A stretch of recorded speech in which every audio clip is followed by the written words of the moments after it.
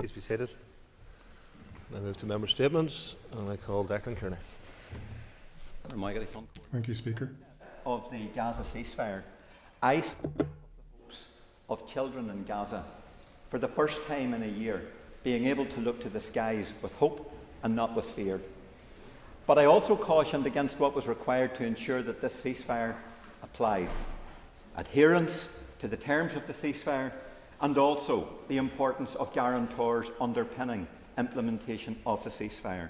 This morning, I woke to messages from Palestinian leaders in Gaza and the West Bank, urging action against the latest atrocity by the Israeli regime, and showing images of children, butchered, cold, lifeless bodies.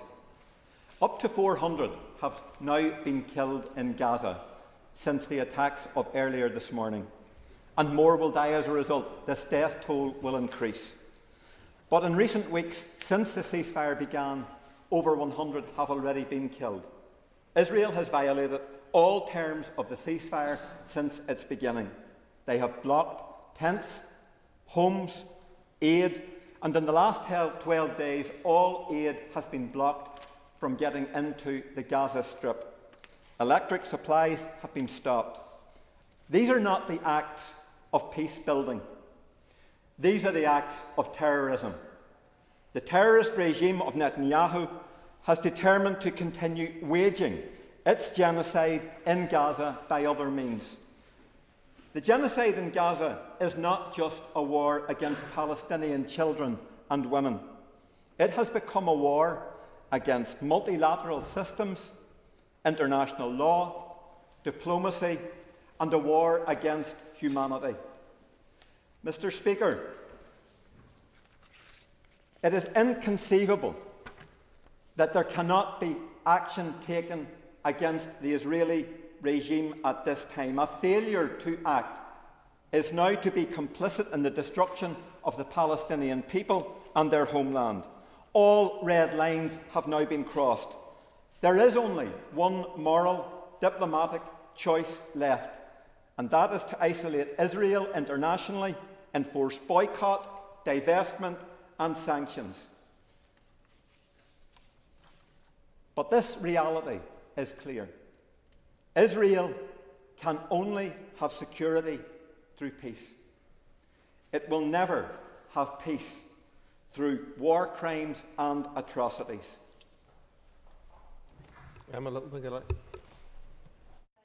Mr. Speaker, I stand today to pay tribute to an absolute hero, John Paddy Hemingway, who passed away yesterday. John Hemingway, known as Paddy, was born on July the 17th, 1919. He died on March the 17th, 2025, aged 105. We often talk about heroes, but my goodness, this man was a hero. He was the last remainder, the last survivor of what was known as the Few, those who fought in the Fighter Command in the Battle of Britain. He was extraordinarily proud both to be a member of the Air Force, but also of being an Irishman. He signed up in 1938 in April to 85th Squadron. He flew Hurricanes and Spitfires, and my goodness, when you read his obituary, the things that he experienced. What a generation, Mr. Speaker. The things that they did, what they sacrificed, the things that they saw is absolutely incredible. And I think it is right that we pay tribute to that incredible generation. And of course, we grieve the passing of the last of the few. I'm glad that on his 105th birthday, he had a celebration marking his extraordinary life and the things that he achieved in the British Embassy in Dublin. And of course, I think it is right also to recognise how humble he was right to the last. And he said on that occasion, "I am here because I had the staggering luck to fight alongside great pilots, flying magnificent aircraft with the best ground crew in the best air force in the world." John Paddy Hemingway, July the 17th, 1919 to March the 17th, 2025, an absolute hero. Here. Shamla Hold. Mr. Speaker, I rise today just ahead of the statement that is to be made in Westminster this afternoon by the Secretary of State for Work and Pensions around disability welfare cuts. To be honest, I have had more contact over the last week about rumours and conjecture of what a minister may or may not say than anything else that I've ever seen before. I have had constituents ring in my office last Monday morning, crying down the phone, having not slept all week because of the rumours that came out on Friday night at a time when people who are on benefits could not ring for advice. They could not get answers to the questions that they had because this was obviously leaked and talked about in the news, and as yet we are still waiting for answers. I think that it's a false economy to cut benefits to those who are most vulnerable in our society without a security net below them. In Northern Ireland, we have the highest rate of people claiming disability benefits. We have the highest prevalence of mental ill health in the UK. And we have a support system and a healthcare system that is clearly overwhelmed and cannot support those people. And to cut the support from those who are in need of money, of resources to actually help them live a basic quality of life, I think is frankly shameful. We are seeing the narrative that people who claim PIP are wasters or dossers. They needed to get back to work, when the reality is PIP is a working benefit. People who claim PIP can also already be in work. I have constituents who use their PIP money to get taxis to work because they cannot walk and they cannot drive because of their disabilities. To cut that would be to cut their lifeline. As I've said, Northern Ireland will be disproportionately impacted by these cuts, and I think that anything that is coming forward needs to have people at the centre of it. If we are looking at welfare reform in a way to save money, then we are forgetting that at the heart of these benefits, these support systems, are people who are already facing barriers in their everyday life. And I would urge every party in this House to back anything that we can do to put pressure on Westminster to not go through with some of the rumoured cuts that we are hearing about. And when it comes to this House, that we can do everything that we absolutely can within our power to show people that we are a society that values people regardless of their disability, that values people who need dignity in their everyday life just to have a basic standard of living. And I would urge everybody to support that. Thank you, Mr. Speaker. Robbie Butler. And members, today we celebrate not just one, not two, but three outstanding sporting successes. And I have to say, Speaker, I'm sure you'll join me for this, Lagan Valley and beyond can take a bow, because we are officially a powerhouse of sporting greatness. First up, the unstoppable Lucy Best, 2 gold medals and a bronze at the Special Olympics World Winter Games in Turin. Lucy, you didn't just compete, you conquered. You raced down the slopes in the giant slalom and the Super G despite training on dry mats. And Mr. Speaker, that would be like training for Wimbledon on a trampoline. Lucy, along with other skiers, was skiing against people who had trained and were accustomed to snowy slopes. But Lucy showed the world true Northern Irish determination and what that looks like. Lucy's success has been celebrated far and wide with congratulations from her Live Life Wellbeing friends, the First Minister, the Deputy First Minister, and of course an unforgettable moment when our Special Olympics team met the Irish rugby team at the airport. But I do think, looking at the pictures, the Irish rugby team enjoyed it more than our other victors. But it wasn't just Lucy. Also was Caelan McConville from Achigallan, another gold medal winner at the Games. What an achievement, and proof that when it comes to talent, Northern Ireland delivers at every level, on every stage. And also, speaking of historic victories, Wallace High School. On March the 17th, just yesterday, after years of near misses, they finally lifted the school's cup, defeating Royal School Armagh 24-15 at the Kingspan Stadium. And a special shout out to man of the match, Rio McDonough. He led the charge with 2 crucial tries, and he helped captain John Rogers become the first Wallace player to lift the trophy outright, fulfilling a dream that his father started in 1989. And in regard to Rio, I just want to mention his dad. I played football with his dad, but I think he had been more fit for the rugby pitch. So Stevie McDonough, you missed the beat, but your son didn't. So whether it's skiing, rugby or pure Northern Irish grit, we are unstoppable. Lucy, Caelan, Wallace High, congratulations and thank you for sharing your moments with us. Thank you, Mr. Butler. As I think as the only former pupil of Wallace High School in the chamber here, I'd have to offer my congratulations to my old school. I call Daniel McCrossan. Thank you, Mr. Speaker. This morning, the judicial review on the A5 is before the High Court, and I had the pleasure of standing with the families and the campaign groups outside of the court this morning, along with colleagues from this Assembly. People today are united in their fight for the A5 road, and indeed that road, whilst it has been a symbol of devastation and pain, also unites us. It unites us in our drive to see this road fully delivered. For the last number of years, indeed for decades, in fact, this road has claimed countless lives. It does not discriminate. It has taken the lives of people from all age groups, all backgrounds, husbands, wives, sons, daughters, grandparents, neighbours and friends. And on a daily basis, Mr. Speaker, all who travel on that road is at risk for a very simple reason. It is, in my view, the most dangerous road on these islands, and that is what justifies the need for its immediate and absolute upgrade. This road has been fraught with delays and difficulties and many challenges over the last number of years, and there are a small number of individuals who are adamant to see out their objection, and they have their rights to do that before the court. However, the value of human life is paramount, and in fact above all else. And I understand some of the arguments that are being made and concerns about the environment and land, but none of that should trump the value of a single human life. It is important today, Mr. Speaker, that a unanimous and very clear message comes from all politicians across the House that the A5 is essential to ensure that we save human lives, that we protect human lives, and that we ensure the safety of the people travelling there. And that's before we even get to the economic arguments of the benefits of that road that will bring to this part or that part of the island.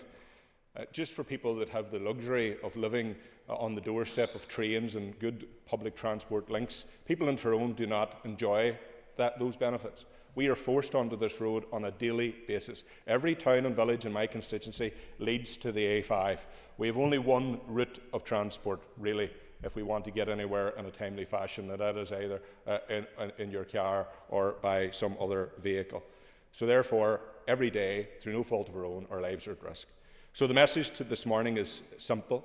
Enough of the delays, enough of the challenges, enough of the deaths. It is time the A5 was delivered in its entirety, so we can fulfil the promise that was made to the people in the west of this island and ensure that no one else loses their lives travelling to work, back to their families, or on a journey on a daily basis. Thank you. Sharon. I just want to extend a hearty congratulations this morning to the players and the management team from St Pat's College, Mahara, who yesterday won the Hogan Cup in Croke Park, winning that cup for the sixth time in the school's history, a fantastic achievement. And I want to extend congratulations to the entire staff and pupils in St Pat's who take students from South Derry and beyond on such an achievement, well deserved, and rightfully will enjoy their celebrations now. All given. Speaker, as Education Minister, sport is a huge part of what happens in our schools, and there are many competitions that run all year round. Kilkeel High School, the treble, under 14, under 16, under 18 by the girls, first time that has happened in lifting those competitions. No pressure on the boys at the school. St Pat's Mahara just mentioned, again, winning their competition. But locally, I want to speak about Lagan Valley and my own constituency. The Schools Cup is one of the oldest rugby competitions in the world, founded in 1876. And the Wallace High School have now competed in 6 finals, the first of them being in 1989, when the then triumphant captain John Rogers' father captained the Wallace High School in 1989, and there yesterday John was able to lead the team to victory. An historic occasion, the first time that they have outright won the trophy, because they shared it with Royal School Armagh during that COVID year when a final wasn't played. So this was a historic occasion for the school, one that has filled Lisburn with great pride, because yesterday when I was meeting with people, they were speaking about the final before it was being played. There was a great anticipation. So Lisburn, we are proud of Wallace High School. The parents who live every single tackle whenever their son was on that pitch, hoping that they get back up again. The pride of those parents now to have Wallace having lifted the trophy. A great relief, but great joy as well. But this has been many years in the making. I want to pay tribute to the entire team at Wallace High School. Under the leadership of Derek Suffren, the chant went out, Derek Suffren's Blue and White Army, and they made their voices very loud at Ravenhill yesterday. A tremendous victory over a number of years. The principal, Deborah O'Hare, who retires this year, what a legacy to leave the school, having led the school under her leadership. And I pay tribute not just to the sporting success of the school, but it is a healthy mix of academic and sporting, providing that balance for the young people there. I watched the game with Neil Lucas, the chairman of the Board of Governors, also my brother-in-law, a former head boy of Wallace High School, and the pride from him in lifting that trophy. So I want to say a huge congratulations to everybody involved at the Wallace High School in being the 2025 rugby champions. Connie again. Thank you, Mr. Speaker. I rise today to bring attention to ovarian cancer, a disease continually overlooked, resulting in its symptoms and diagnostic pathways being incredibly misunderstood. March marks Ovarian Cancer Awareness Month, and here in Northern Ireland, over 200 women are diagnosed every year.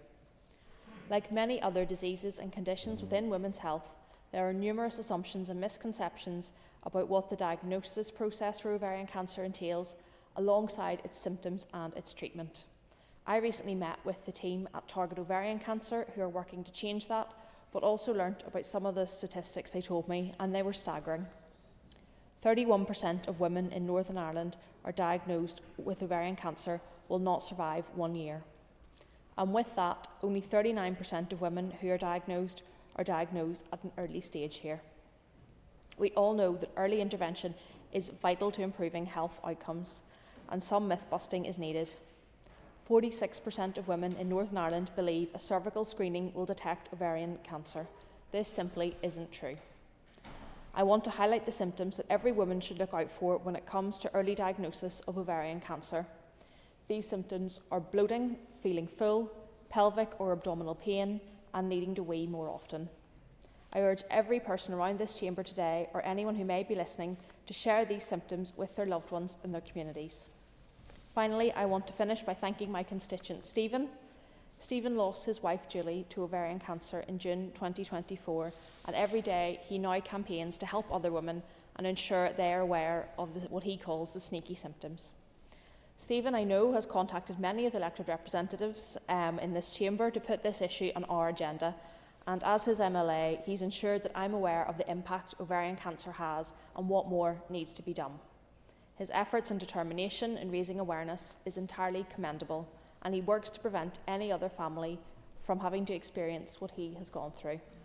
I want to thank him and the many other women and their families who have spoken out about their own experiences of ovarian cancer to ensure that others in Northern Ireland have better health outcomes. Thank you. Colin Gilrenew.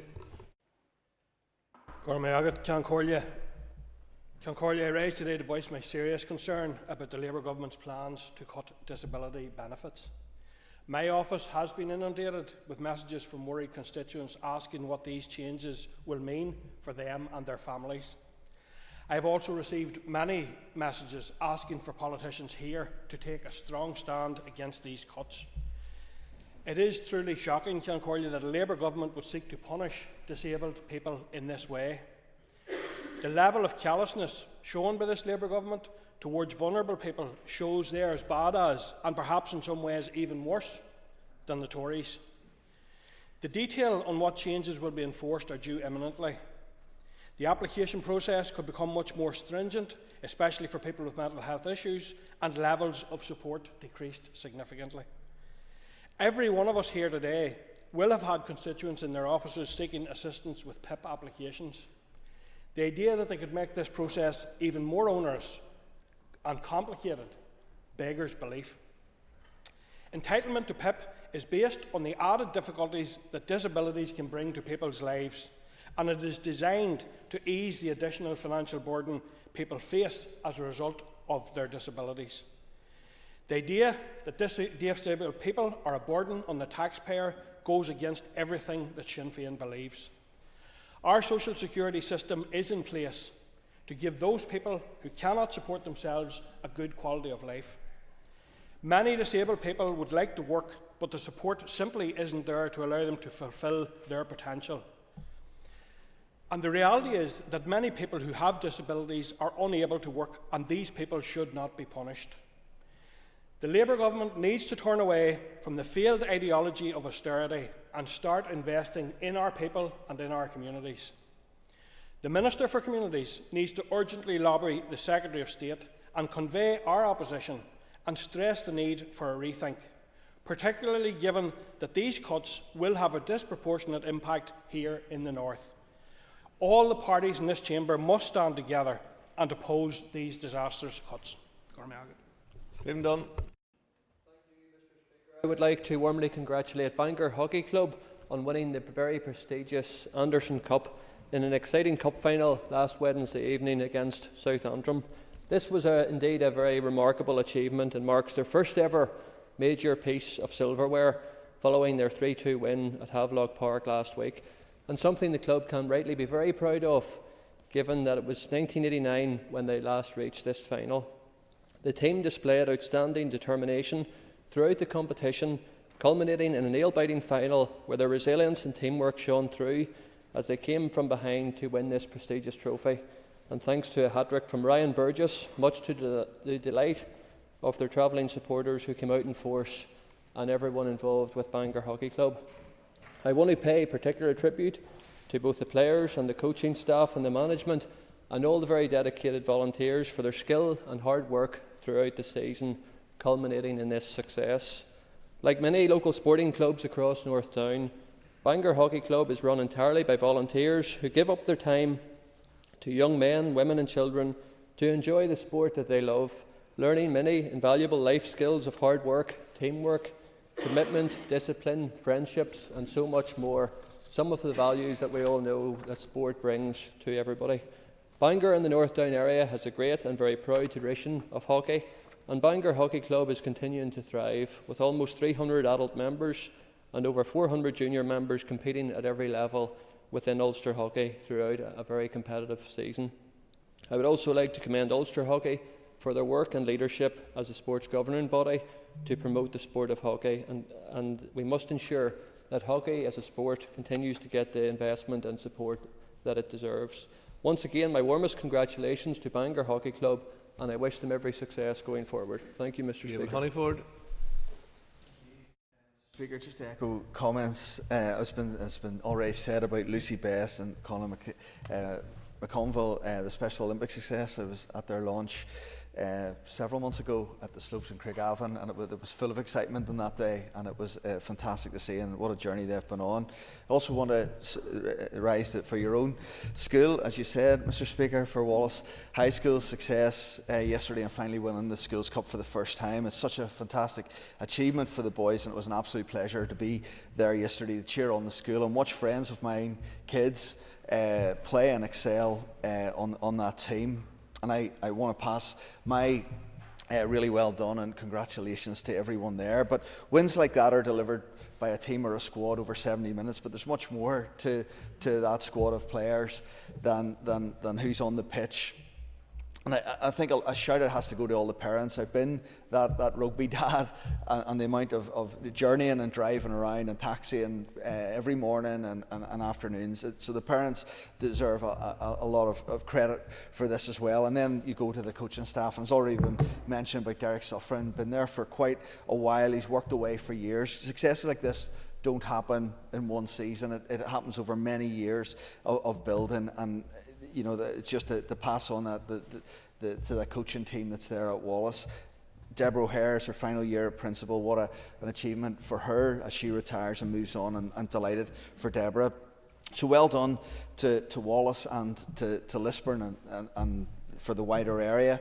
Enjoy the celebrations. I know quite a few of them are going on to professional sport, but those who aren't, I hope, will get involved in their local clubs and enjoy the sport in the community around. Also, to point out, over half of that team play for Dramara GAC in Down, which is fantastic to start to see, and we're seeing the breakdown of bringing together of our community. So seeing that and having a Down player on that team as well is really brilliant to see in Lagan Valley, and the change that we are seeing.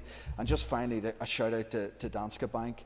Danske has supported youth sport and school sport for many years, and I just really appreciate the finances that go into sport to allow all of these things to happen. So thank you, Mr. Speaker. Leanne Forsyth. Speaker, and I rise to put on record a massive heartfelt congratulations to Kilkeel High School, who last week had huge success in girls hockey, and I thank the Education Minister for putting on record his congratulations. Kilkeel High School completed the High School Cup treble, winning the under-14s, the under-16s and under-18 competitions all last week.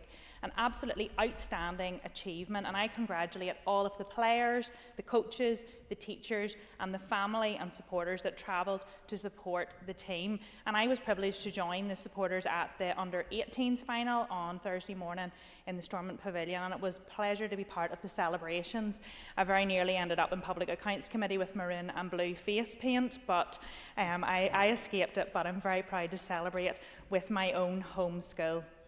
And as a former deputy head girl, house captain and hockey captain, I just genuinely am so proud to congratulate Kilkeel High School today on their continued success, decades on, and I also want to wish the boys all the very best tomorrow as they are in the Burnley Plate final. Just really proud to stand here to congratulate my home school and celebrate the mighty, mighty morn. Timothy Gaston. Mr. Speaker, since this House last met, some of our Unionist members have had the opportunity to meet with President Trump. I trust that in those meetings they presented the case for Northern Ireland when it comes to the protocol. The President has correctly identified the EU as a protectionist racket when it comes to international trade which seeks to take advantage of everyone outside its borders. It would not have taken a genius to work out, therefore, that one would have had a sympathetic ear in the White House when it came to the protocol, and for this very reason it was important that Unionism attended these events. While the Prime Minister has been clear that he would like to see a trade deal between the UK and the US, it is likely that Northern Ireland would be excluded from important parts of any such agreement. It is therefore more than probable that we will find ourselves excluded from the opportunities such a deal would present because of the protocol, which means that we are left stranded in the EU customs union and the single market for goods. This is not only a scandal as far as sovereignty is concerned, but it will also reduce the size of the market available for the United States in the event of a trade agreement with the Trump administration.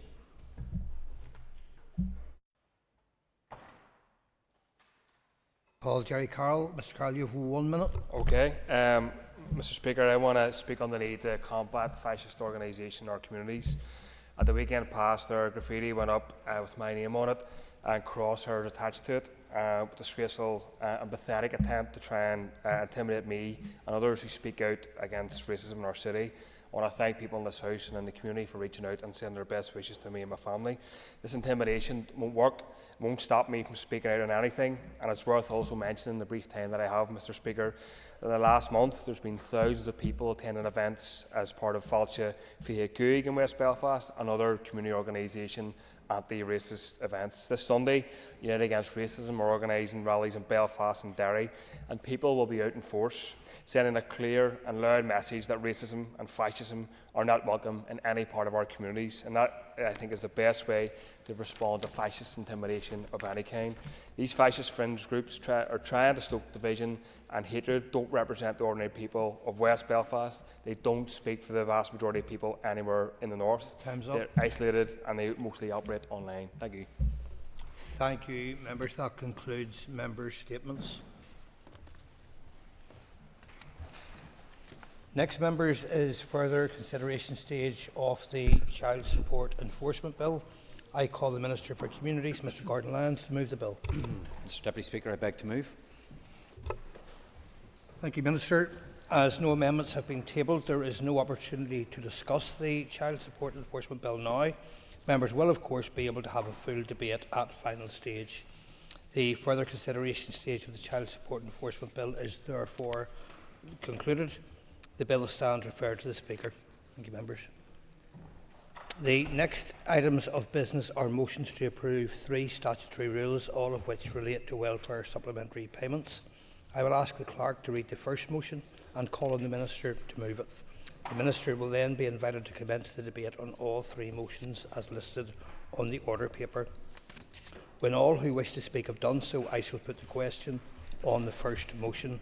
The second motion will then be read into the record and I will call the Minister to move it. The question will then be put on that motion straight away. That process will then be repeated for the third motion. If that is clear, I shall proceed. Clerk, please read the first motion. That the draft Welfare Supplementary Payment Universal Credit Regulations Northern Ireland 2025 be approved. Thank you. The Business Committee has agreed that there should be no time limit on this debate, and I call the Minister to open the debate on the motion. Minister, can I ask you to move the motion formally first? Thank you. I beg to move. Thank you. I'll repeat that for accuracy. The Business Committee has agreed no time limit on the debate, and I call the Minister to open the debate on the motion. Minister. Thank you very much, Mr Deputy Speaker, and I am seeking the Assembly's approval for 3 sets of regulations in relation to the welfare supplementary payment schemes. These are the Welfare Supplementary Payment Extension Regulations Northern Ireland 2025, the Welfare Supplementary Payment Universal Credit Regulations Northern Ireland 2025, and the Welfare Supplementary Payment Universal Credit Social Sector Size Criteria Regulations 2025. As members will be aware, my department currently administers a number of welfare mitigation schemes that are designed to alleviate the impact of some of the welfare changes that were introduced from 2016. The mitigation schemes provide financial support to people who are affected by various welfare changes, including the benefit cap, the social sector size criteria, more commonly known as the bedroom tax, the time limiting of contribution-based employment and support allowance, and the reassessment from DLA to PIP. Members will be aware that most of the welfare mitigation schemes, excluding that for the social sector size criteria, are due to end on the 31st of March this year. However, as I announced in December, those schemes that were due to end this year will now be extended until the 31st of March 2028. The mitigation of the social sector size criteria continues to have no end date. To ensure this important financial support continues, I am bringing 3 sets of regulations to the Assembly for approval today. I will briefly summarise the purpose of each set of regulations. The Welfare Supplementary Payment Extension Regulations will provide for mitigation payments to continue to be paid until the 31st of March 2028 for people affected by the benefit cap, employment and support allowance time limiting, the transition from DLA to PIP, the loss of disability-related premiums and the loss of carer payments. This legislation will also ensure that certain exclusions from mitigation in relation to the benefit cap and social sector size criteria that were removed from the 10th of February 2022 will not be reapplied. For example, this legislation means that entitlement to a benefit cap welfare supplementary payment will not be restricted to when a person first had their benefit capped. Also, mitigation of the social sector size criteria will continue if someone moves property and continues to under-occupy. The Welfare Supplementary Payment Universal Credit Regulations and the Universal Credit Social Sector Size Criteria Regulations will provide a statutory basis for welfare supplementary payments to be made to people claiming universal credit. Since the introduction of universal credit here in September 2017, my department has used the authority of successive budget acts to provide mitigation payments to people claiming universal credit. This has ensured that universal credit claimants affected by the benefit cap and the social sector size criteria have received the same protection as people claiming legacy benefits. The regulations before the House today will provide a statutory basis for these welfare supplementary payments and provide more certainty to affected people who are claiming universal credit. Importantly, the legislation will not change the conditions of entitlement that my department has applied to universal credit claimants since 2017. These mitigations will ensure that an estimated 36,000 people will be protected from the social sector size criteria, while approximately 1,600 families with children will be protected from the benefit cap each year. This will provide much needed certainty to so many families across Northern Ireland, and I trust that members will agree with me and approve these regulations today. I'd like to move. Thank you, Minister, for opening the debate. I now call the Chairperson of the Committee for Communities, Colin Gildernew. Last Concordia, I raise as Chair of the Committee for Communities to support this package of 3 linked sets of regulations that are essential in ensuring some of the most vulnerable people in our society continue to receive the financial support they depend upon. The Committee has carefully considered the regulations and is content for them to proceed. However, while we welcome their continuation, we must also express our frustration at another short to medium term extension of welfare mitigations rather than the implementation of a long-term stable legislative framework. So the regulations then deal with the Welfare Supplementary Payment, Universal Credit, NI 2025, which are a necessary step to ensure the support for universal credit claimants is placed on a firm statutory footing. Since universal credit was introduced in 2017, many claimants have received mitigation payments only through administrative means, payments that depend on annual budget bills rather than dedicated legislation. This has always been a less secure arrangement. Unlike statutory entitlements, administrative payments can be altered or removed more easily as they rely on annual budgetary decisions rather than firm legal protections. These new regulations correct that weakness by making universal credit mitigations a legal entitlement, giving claimants greater stability and security. It is important to stress that this does not expand entitlement, it simply formalises the existing system, ensuring payments continue without reliance on year-to-year discretionary allocations. Moving on, the ongoing need for bedroom tax mitigations. The welfare supplementary, known as the social sector size criteria regulations, deal with what is commonly known as the bedroom tax. As members will be aware, this policy reduces housing support for social tenants deemed to have more bedrooms than they require, affecting both housing benefit claimants and those receiving the housing cost element of universal credit. However, this policy ignores the realities of housing here. Many of those affected, older tenants, separated parents and disabled people, have genuine reasons for needing this additional space. Mitigation payments have protected thousands from the financial consequences of this policy, and these regulations now formalise that protection for universal credit claimants, aligning them with those entitled to housing benefit. This is a welcome step as it ensures a medium-term security rather than leaving claimants at the mercy of shifting budgetary decisions. And in terms of extending the wider package of welfare mitigations, the final set of regulations, the Welfare Supplementary Payment Regulations 25, extends the wider package of welfare mitigations until 31st of March 2028.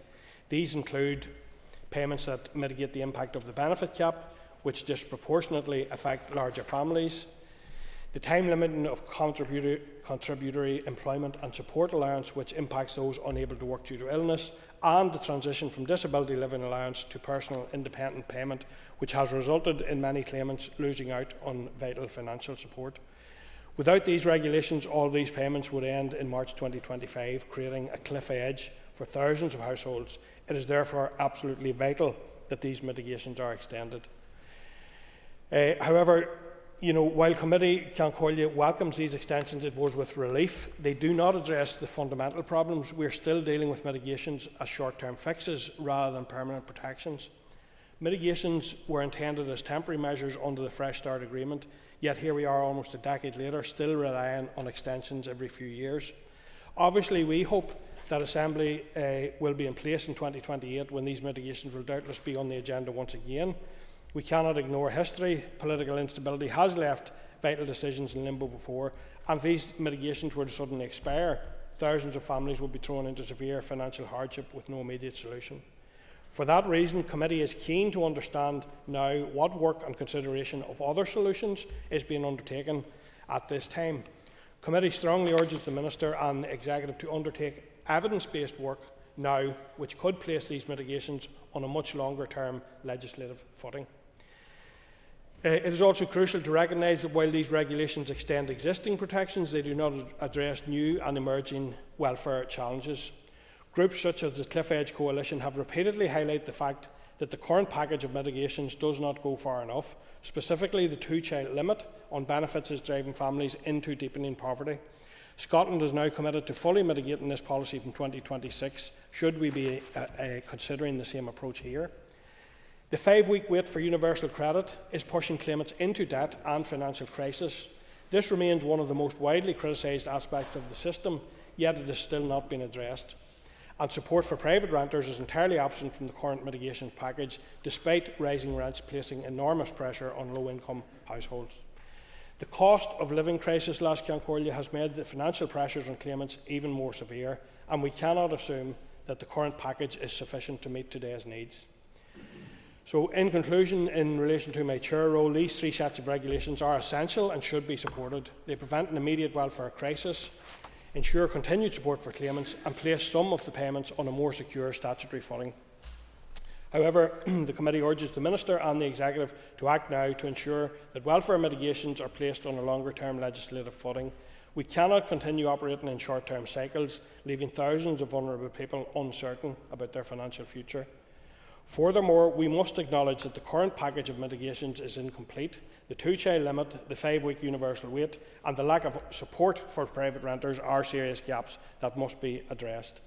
On behalf of the committee, I am content to recommend that the Assembly approve these regulations, but I urge members to reflect on how we could provide long-term stability and security to those who rely on these vital supports.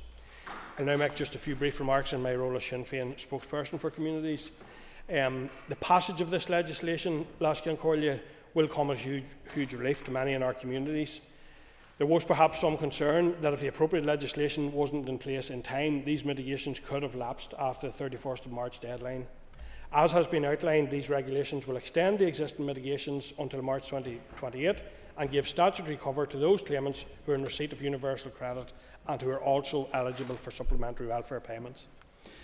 Sinn Féin was opposed to Tory welfare reform, which gave rise to the bedroom tax and the benefit cap, and the mitigation package secured by the Executive was extremely hard fought for. These mitigations are vital protection for the least well-off in our society. As we all know, poverty is on the rise across society, with 1 in 5 people now estimated to be living in relative poverty. The cost of living crisis has had the greatest impact on working class communities, and in particular those people who are in receipt of social security. If these mitigations had been allowed to lapse, it would have been devastating for thousands of families, with many people pushed further into financial hardship. I want to thank the Cliff Edge Coalition in particular for their campaigning on this issue and for highlighting the impact of removing the mitigations. And finally, Concordia, a 3-year extension, while welcome, only serves to kick the issue down the road for another period of time. We need to see a permanent solution which will give a long-term certainty to people who are in need of these mitigations. We also need to see a roadmap for the introduction of additional mitigations, particularly the two-child limit. The Minister has committed to bringing forward the anti-poverty strategy before the end of this month. That anti-poverty strategy should set out clearly a way forward in relation to welfare mitigations, and I would again urge the Minister to publish the anti-poverty strategy as soon as possible. Thank you. I call Daniel McCrossan. Deputy Speaker, I didn't realise that I was put down, but I agree with everything the Chair has said, and I'm happy enough. The Minister will be pleased to know. Thank you. I call Jerry Carroll.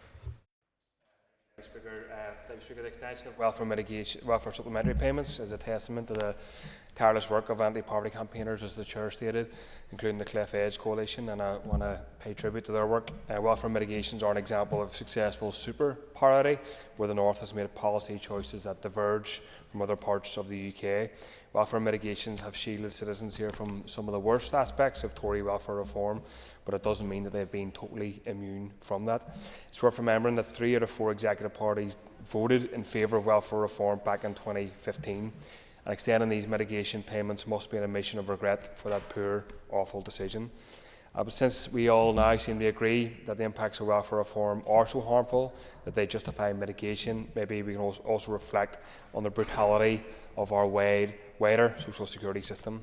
The benefit system has been cut to the bone by successive Tory governments, now Labour, and ministers here. And obviously they are obsessed with a system of sanctions. They're intent on cracking down on extremely rare instances of benefit fraud rather than going after tax dodging, multi-million and billion-pound corporations and obscenely wealthy individuals. The austerity state, Deputy Speaker, is hell-bent on punishing the poor rather than expanding the social safety net for the sick, the elderly and the disabled people whose lives depend on a strong and reliable social security system. And the latest assault on the sick and disabled comes from the Labour government, who last year called food banks a moral scar on our society, and now they're seemingly cutting benefits to pieces, something that's sure to increase reliance on emergency food parcels. And it's no coincidence, Deputy Speaker, that the British government is desperately making cuts to the welfare system while planning to boost defence spending. Keir Starmer and his party are taking money from the pockets of the poor and marginalised people to give to the billionaire shareholders of arms companies. They announced those decisions in the exact same week. And there's nothing subtle about it. This is an attempt to strip away welfare in order to fund warfare. Now is the time, Deputy Speaker, to build on the success of our existing welfare mitigations, which helped some 38,000 households last year. We need to mitigate the two-child limit, a cruel policy that disproportionately harms women and children here, especially in my own constituency. And we also need to prepare for mitigating against the disastrous welfare cuts probably to be announced this afternoon. I'd appreciate if the Minister has any update on that in terms of what his department have, how they've engaged with the British government and what contingency plans his department intends to take if the Labour government continue down their disastrous, cruel path. And will the executive parties learn from the lessons of the past and break from the punitive Westminster welfare reform, or will it continue to follow their austerity path? We wait to see. Thank you. Thank you. Nicola Shamel-Holland. Thank you, Mr Deputy Speaker. And thank you very much, Minister, for coming to the House today to put these regulations forward. I rise today to support the regulations, the draft welfare supplementary payment regulations, and I acknowledge the vital role that these mitigations have played in alleviating the financial stress for so many families across Northern Ireland. Extending these measures for another 3 years provides an element of stability, as discussed by the Chair, amid particular ongoing economic challenges that we know those in our community face. And I do thank the Minister for this. However, as the Chairperson has outlined, I do regret that this couldn't have been a longer term fix rather than another medium term cliff edge. Whilst the mitigations are essential, it has saddened me as well that this was an opportunity to be a bit bolder in terms of helping lift people out of poverty and to mitigate the worst of Tory austerity cuts and, regretfully, what could happen in the next couple of hours, Labour cuts. The Independent Advisory Panel on Welfare Mitigations, led by Liz Allenby, presented a comprehensive suite of recommendations aimed at mitigating and alleviating poverty for those most in need. And one of the biggest injustices that could have been tackled was the two-child benefit cap. Or benefit limit, sorry. Then the 1 in 10 children in Northern Ireland, more than 45,000, are affected by this policy. I know in the past the Minister has spoken to the House and talked about the administration costs associated with mitigating this cut. But I think that when we look at what we are faced now in terms of the rising levels of child poverty, it is something that we need to look at, regardless of instead of saying that we don't have the money. I would ask, if we don't have the money now, we're going to be paying it later on down the line. And I know that is something that the Minister has also said. I have such a heavy heart today coming to the Chamber because of the rumours and conjecture of what is about to be faced by our communities. And when we look at the regulations that are put before us and the costs of the regulations that are put before us, they are essential, they are absolutely needed, they are rising people out of really dire situations, but it's not going to be enough. And that's, I suppose, where my heavy heart to these regulations come from, because I know that what is about to come down the line will be so much worse, and for the most vulnerable cohort our community. So I've actually just done away with my speech because I think that's probably the crux of where we're at today, that whilst these regulations are really welcome, they're just not enough. And I think that we have to call for a legislative programme linked to our anti-poverty strategy that I know the Minister has committed to bringing forward to the Executive by the end of this month. But it has to be coupled up with investment, it has to be coupled up with support, especially if we are looking at regulations and cuts that are going to take from the purses of those most vulnerable. What are we putting in place? What kind of society are we trying to legislate for? Because whilst these regulations will take some of the sting out of those cuts, particularly the benefit cap, what are we going to do? I suppose, Minister, what are you planning to do in terms of what could be facing our most vulnerable? I know what you're going to say, Jerry, but I'll allow you to say it. Yeah, what do you think I want to say? Would the member agree with me that it's really concerning that the Labour Party, whilst they didn't specifically mention these cuts in their manifesto, are seemingly planning ahead with it? And from my knowledge, no party in this House, MLAs or MPs, had any mention of this kind of welfare attacks in their manifesto, but seemingly this Labour Party still wants to go ahead with it. Does she agree with me there's a huge democratic deficit in that question? Thank you, and I really appreciate that the member didn't use it as a wee previous thing on the very difficult situation that we were faced with previous welfare reforms. But yeah, I would absolutely agree. I think that there was a lot of hope when people heard that Labour were coming into power. I know that I felt it, particularly after the years of devastating policies that the Tories brought in, and there was that hope, and I think that's probably what's most devastating, is that we have just seen cut after cut focused on the most vulnerable in our society, and I don't think that there's any MLA past or present in this House who would want to be seen to I suppose to justify the attacking and the removal of benefits from those who are most vulnerable. And whilst I understand that there are issues in terms of the cost and the economic argument about this, I would really hope that the Minister can maybe give us a bit of an update on where the anti-poverty strategy is. Will we see it before the next month? What will be put in place to provide support for those that will be, I suppose, left behind in terms of these regulations? And then finally, those that are what update he can give this House about what he has heard that's coming down the line from DWP. Thank you. Thank you. That concludes the listed speakers. I now call on the Minister to conclude and wind up the debate on the motion. Minister. Thank you very much, Mr Deputy Speaker, and I'm pleased with the consensus that we have around the Assembly for these regulations. Let me deal with three issues that have been raised in particular. First of all, in regards to the announcements that will be made later on today, I haven't had a chance yet to chat with my counterparts. Unfortunately, because I'm in the chamber, I'm not able to chat with them, but I do hope to have a call with ministers and DWP before that announcement is made. But I can assure the House that I will provide whatever information I can, and my department will quickly be doing work to look at the impacts that this will have on Northern Ireland in particular. Secondly, and I know we're straying off the debate slightly here, but the anti-poverty strategy has been raised, and I am working on that. I'm determined to meet that deadline, to make sure that it does go to the Executive. But I will warn members in this House that I have an ambition for people in Northern Ireland that's greater than simply benefits.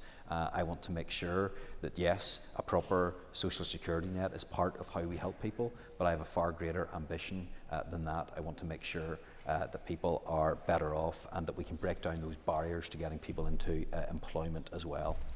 Third issue that I want to raise is in relation to the review, and the reason why we don't have an indefinite extension of some of the mitigation schemes is simply because a number of the welfare reforms have largely completed any transitional phase, and the number of people that are in receipt, for example, of employment and support allowance time limiting, the loss of disability-related premiums, loss of care payments, they have declined significantly.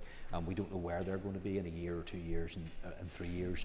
And so I think it is only right that we keep those under review. But the extension regulations do enable the Department to continue with the welfare supplementary payments for the benefit cap, employment and support allowance time limiting, transition from DLA to PIP, loss of disability rated premiums and loss of care payments until the 31st of March 2028. The legislation will also ensure that certain exclusions from mitigation in relation to the benefit cap and social sector size criteria that were removed from the 10th of February 22 will not be reapplied. The regulations concerning UC will enable the Department to pay welfare supplementary payments to those in receipt of that payment now on a statutory basis. So I do want to thank the Committee for Communities for their proactive engagement in the future of the welfare mitigations and their support for the approval of these regulations. I beg to move. Thank you, Minister. Members, the question is that the draft welfare supplementary payment Universal Credit Regulations Northern Ireland 2025 be approved. All those in favour say aye. Aye. Contrary, any no. The ayes have it. The ayes have it. We will now move on to the second motion, which has already been debated. Clerk, please read the motion. That the draft welfare supplementary payment Universal Credit Social Sector Size Criteria Regulations Northern Ireland 2025 be approved. Thank you, and I call the Minister for Communities to move the motion. Thank you. The question is that the motion standing on the order paper be agreed. All those in favour say aye. Aye. Contrary, no. The ayes have it. The ayes have it. So, members, we move on to the third motion, which has also already been debated. Clerk, please read the motion. That the draft welfare supplementary payment extension regulations Northern Ireland 2025 be approved. Thank you, and I call the Minister for Communities to move the motion. I beg to move. And thank you, Minister. So, members, the question is that the motion standing on the order paper be agreed. All those in favour say aye. Aye. Contrary, any no. The ayes have it. The ayes have it. Members, the next item of business is a motion to affirm a statutory rule. Clerk, please read the motion. That the pneumoconiosis, etc. workers' compensation payment of claims amendment regulations Northern Ireland 2025 be affirmed. Thank you. And I call the Minister for Communities to move the motion. I beg to move. Minister, thank you. The Business Committee has agreed there should be no time limit on this debate, and I call the Minister to open the debate on the motion. Minister. Thank you very much, Mr Deputy Speaker. This statutory rule makes amendments in relation to the lump sum payments under the pneumoconiosis, etc. workers' compensation Northern Ireland Order 1979, which is also known as the 1979 scheme, which is much easier, I think. The regulations will increase the amount of the lump sum payments made via the 79 scheme. There's no statutory requirement to increase the amounts paid through this scheme. However, as has been the case in previous years, the amounts are being increased from the 1st of April in line with inflation. The lump sum payments will increase by 1.7%. The inflation rate is measured by September 24's CPI. This is also in line with the increase to industrial injuries disablement benefit to which the scheme is linked. These regulations will ensure that lump sum payments here are paid at the same increased amounts as those payable through the corresponding scheme in Great Britain. The aim of the 79 scheme is to pay compensation to people or their dependents who suffer from certain dust-related diseases. The 5 respiratory diseases that it covers are mainly related directly to asbestos exposure. They are mesothelioma, unilateral or bilateral diffuse pleural thickening, asbestos-related carcinoma of the lung, basidiosis, and pneumoconiosis, which includes asbestosis. The 1979 scheme is intended to compensate people who have been exposed to asbestos during the course of their employment and they have contracted a specified disease through that employment, but they have not been able to get compensation from the employer.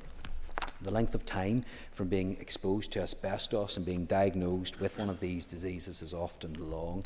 Usually it's many years later before symptoms are displayed. In some cases, an employer may no longer be in business. To be eligible for a payment via the scheme, there has to be no current or previous claim for damages in respect of the disease for which the person is claiming. There must be no relevant employer who can be pursued through the courts, and the person must have been awarded industrial injuries disablement benefit. The lump sum payment via the scheme is paid in addition to the weekly industrial injuries disablement benefit in relation to the same disease. Dependents can make a claim if the person who has had the disease has unfortunately passed away before making a claim themselves. Payments of the lump sum are based on the age of the person with the disease and the level of disablement at the time of diagnosis. People whose condition is diagnosed at an earlier stage and who have high levels of disability will be entitled to a higher lump sum payment. Lower amounts are payable to dependents who make a claim after the sufferer has died.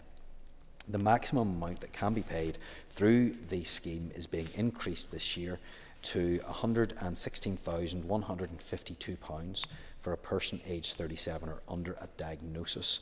This increase will help to ensure that payments provided by the scheme maintain their value.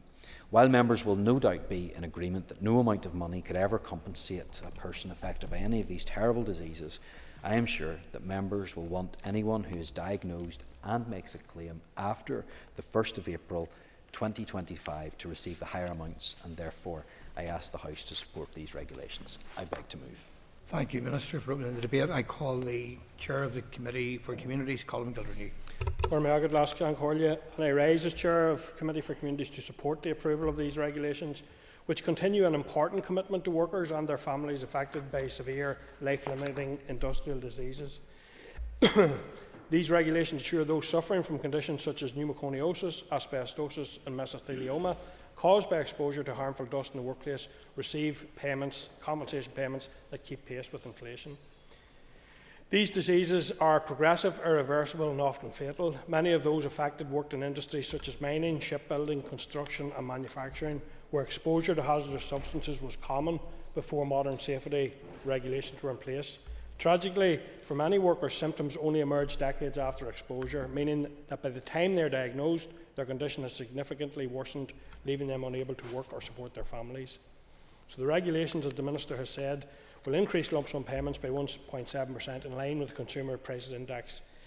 It's fair. It is extremely important that the timely and fair compensation is provided, and to give people a degree of financial security for individuals who paid the ultimate price for their years of hard work. The committee considered these regulations at SL1 stage during our meeting on the 23rd of January 2025 and was content for the Department to proceed. The committee then approved the draft statutory rule at its meeting on the 6th of March. These changes will align the North's compensation scheme with Britain, ensuring parity for workers and their families. However, we should remember it's not just about financial support, it's also about fairness and justice. Many of these workers, Lasky and Corlia, became ill not by choice, but because of failures in workplace protections. They gave years of service in harsh and dangerous conditions, only to suffer devastating health consequences later in life. These payments cannot undo the harm done, but they serve as a recognition of the injustice these workers have endured and the commitment to ensuring their families receive some measure of financial stability. On behalf of the committee, I am happy to recommend the Assembly approve these regulations. They ensure that workers and their families receive fair and appropriate compensation, maintain parity with other places, and they reinforce our collective responsibility to those who suffered due to workplace exposure. Thank you. I call Brian Kingston. Mr Deputy Speaker, and as a DUP member of the Committee for Communities, I do welcome that these regulations passed unanimously at committee, and they are now expected to pass at Assembly level. As the Minister has said, this inflationary increase in the levels of compensation will maintain parity with the levels set in the rest of the United Kingdom. It is appalling that many workers were exposed to breathing in dust over long periods of time through their work duties and due to proper protection for workers not being in place. This included those working in the Belfast docks and in construction in previous decades. Indeed, it is tragic that not all of those who died from resultant lung conditions received the compensation which they and their families should have received due to lack of awareness at that time, and I have met some such families.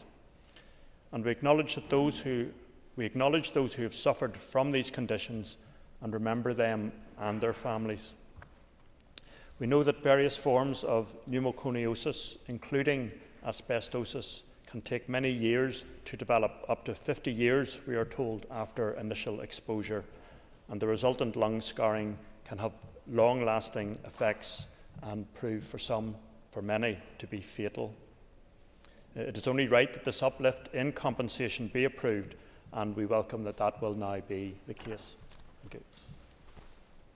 Thank you. And I call on the Minister to conclude and wind up the debate on the motion. Minister. Thank you, Mr Deputy Speaker. I'm grateful to the support from the committee and from the House, and I commend the motion to the House. Thank you. Members, the question is that the motion standing on the order paper be agreed. All those in favour say aye. Contrary, any no. The ayes have it. The ayes have it. So, members, the next item of business is a legislative consent motion for the Property Digital Assets Bill. Clerk, please read the motion. That this Assembly endorses the principle of the extension to Northern Ireland of the provisions of the Property, Digital Assets, etc. Bill, as amended in the House of Lords on 3rd of February 2025, dealing with territorial extent as contained in Clause 2 of the Bill. Thank you. I call the Minister of Finance to move the motion. Thank you, Minister. The Business Committee has agreed there should be no time limit on this debate. I call the Minister of Finance to open the debate on the motion. Minister. This legislative consent motion relates to the Property, Digital Assets, etc. Bill. It's a short bill containing just one substantive provision, and the proposal today is that it's extended to this jurisdiction. The law relating to personal property rights in this jurisdiction, as is the case in England and Wales, was developed by the common law, where private law principles and associated rights relating to personal property have been traditionally divided into two broad categories: things in possession, which includes those things which are tangible and are capable of being physically possessed, and things in action, which are legal rights or claims enforceable by actions, for example, debts or rights to sue for breach of contract. With the emergence of digital assets in the modern world, for example, crypto tokens, the Law Commission of England and Wales reviewed the extent to which these types of assets challenge the two traditional categories in order to determine whether the law required reform to accommodate them. The Commission found that the courts in England and Wales are moving towards recognition of distinct third category of personal property, things to which property rights relate, and that they have accommodated and protected features unique to certain digital assets. However, there is as yet no definitive judicial position on this specific matter, and there is no certainty as to when the position might be arrived at. The Commission's report concluded that although digital assets do not fit within the two traditional categories, certain types of digital assets are things to which property rights relate, and as such they should be regarded as belonging to a separate category. The majority of respondents to the Commission's consultation were in support of this approach, with a senior judiciary calling on the Commission for provisions which would facilitate the most effective development of common law. This bill, as it stands, provides statutory clarity and will unlock for the courts the opportunity to develop common law principles with a more efficient focus on the attributes or characteristics of the thing in question and of the legal treatment which should be offered to it. The Property, Digital Assets, etc. Bill, which was introduced in the House of Lords on the 11th of September 2024, gives effect to the Commission's recommendation for the introduction of minimal legislation to confirm on a statutory footing the existence of a third category of personal property, rights capable of accommodating the unique characteristics of certain digital assets in the modern world. Last Concordia, the previous Finance Minister accepted the offer to extend the Bill's provisions here. She initiated a short, targeted consultation with local stakeholders, which ran as the matter was progressing through Westminster's timetable. In parallel to seeking executive approval, which was obtained on the 21st of November, she also referred the bill to the Committee for Finance. Officials provided oral and written briefings to the committee. Following receipt of written and oral evidence in the House of Lords, the bill was debated in Westminster on the 3rd of February, during which it was amended to include this jurisdiction in its territorial scope. I led the legislative consent memorandum on the 10th of February, and the Committee for Finance agreed through its report to the Assembly published on the 12th of February that it was content with the proposal to extend the provisions of the bill to here by the way of an LCM. I thank executive colleagues and the Finance Committee members for their support and timely consideration of the matter. I want to briefly mention the consultation with local stakeholders. 2 responses were received from the Law Society and the Federation of Small Businesses. Both were positive, highlighting the extension of the bill to here would create clarity and legal certainty sooner than might otherwise be the case through the courts, and that such delay could lead to divergence and put businesses in this jurisdiction at a disadvantage compared to those in England and Wales. Turning now to the motion under consideration. Essentially, this is a short technical bill. It does not create any new rights, obligations or legal duties. It does not remove or dilute any existing rights or any new obligations, nor force or encourage the use of digital assets. It confirms in statute the existence of another category of things that can attract personal property rights, thereby seeking to reduce ambiguity in transactions involving digital assets.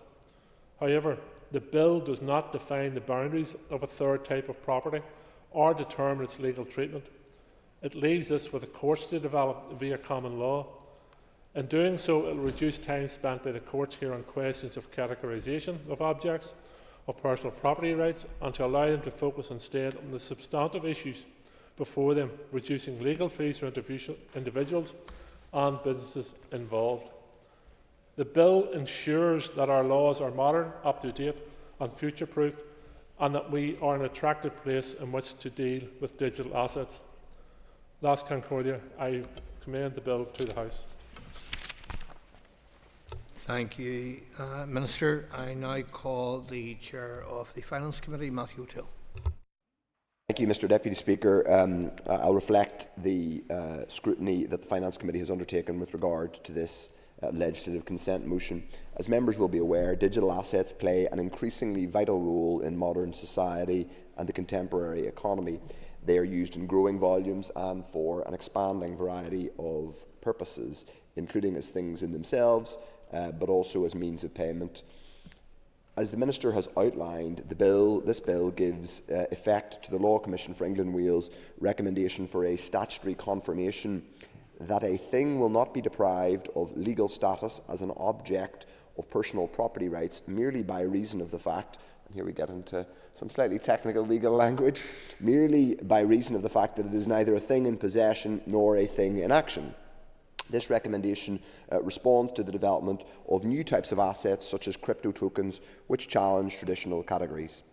The Ministry of Justice in England and Wales introduced the Property, Digital Assets, etc. Bill in the House of Lords on the 11th of September 2024. It is a short 2-clause bill. Clause 1 provides that a thing, including a digital or electronic thing, will not be deprived of legal status as an object of personal property rights merely by reason of the fact that it is neither a thing in action nor a thing in possession. Things that are neither things in action nor things in possession may therefore be recognised as attracting property rights. There may be other reasons, however, why a thing cannot be personal property, such as the fact that the thing in question does not satisfy the indication for personal property generally. The effect of this clause is not to say that any and all things are property. And things there, Mr Deputy Speaker, is in inverted commas for the purposes of the record. Clause 2.1 sets out the territorial extent of the bill, i.e. that it extends to England and Wales. Clause 2.2 makes provision for the bill coming into force. An amendment was made to reflect Northern Ireland's addition to the territorial extent of the bill, which was formally agreed on the 3rd of February.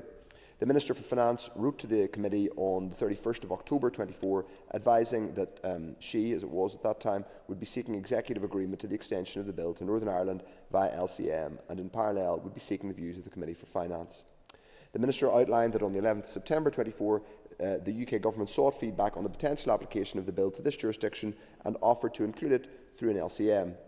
The Minister expressed support for this approach, noting that legislative constraints would prevent a specific Assembly bill at the same time frame during this mandate. The Minister also outlined how the Department was carrying out a short engagement exercise with potential local stakeholders, though it was considered unlikely there would be all that much specific local interest. As the offer from the UK Government to legislate on behalf of Northern Ireland has not followed the normal process, the Minister wrote to the Committee prior to executive agreement on the formal laying of a legislative consent memorandum. Executive approval was given on the 21st of October 2024. At its meeting on the 6th of November 2024, the Committee considered correspondence from the Department regarding the background to the bill, with members agreeing to schedule an urgent oral briefing with departmental officials. The Committee also requested that any responses to the Department's engagement exercise should be copied to the Committee, and the Department would provide the Committee with detail on any ongoing conversations between the Department and Westminster where a position has not been finalised, any financial or human rights and equality implications, including Article 2 of the Protocol on Ireland, Northern Ireland, any regulatory impact, any rural impact, and any data protection implications.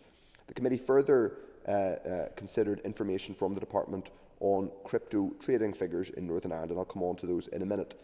The Committee received a written briefing on the bill from the Department on the 15th of November, which responded to a range of those queries.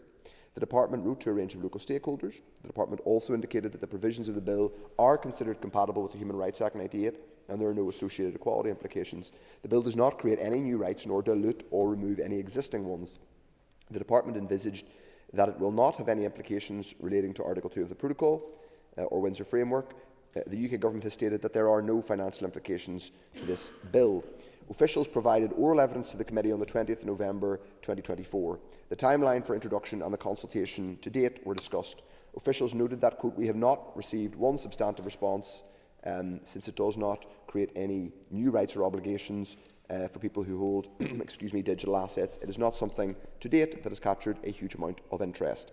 The Committee wrote to the FCA, the Financial Conduct Authority, to elaborate on the figures included in the 2023 Online Crypto Assets Consumer Report. The FCA responded with a reference to their research, which goes back to what I mentioned before about levels of ownership, which stated that ownership of crypto is highest in London and Northern Ireland, Mr Deputy Speaker, something that was of interest to the Committee. They emphasised that work to identify further underlying reasons is challenging without more research, but that is something that the Assembly and indeed MLAs will want to consider going forward in a range of areas. We, perhaps surprisingly, have the highest, outside London, we have the highest volume of crypto ownership in the UK, which surprised me and other members of the Committee.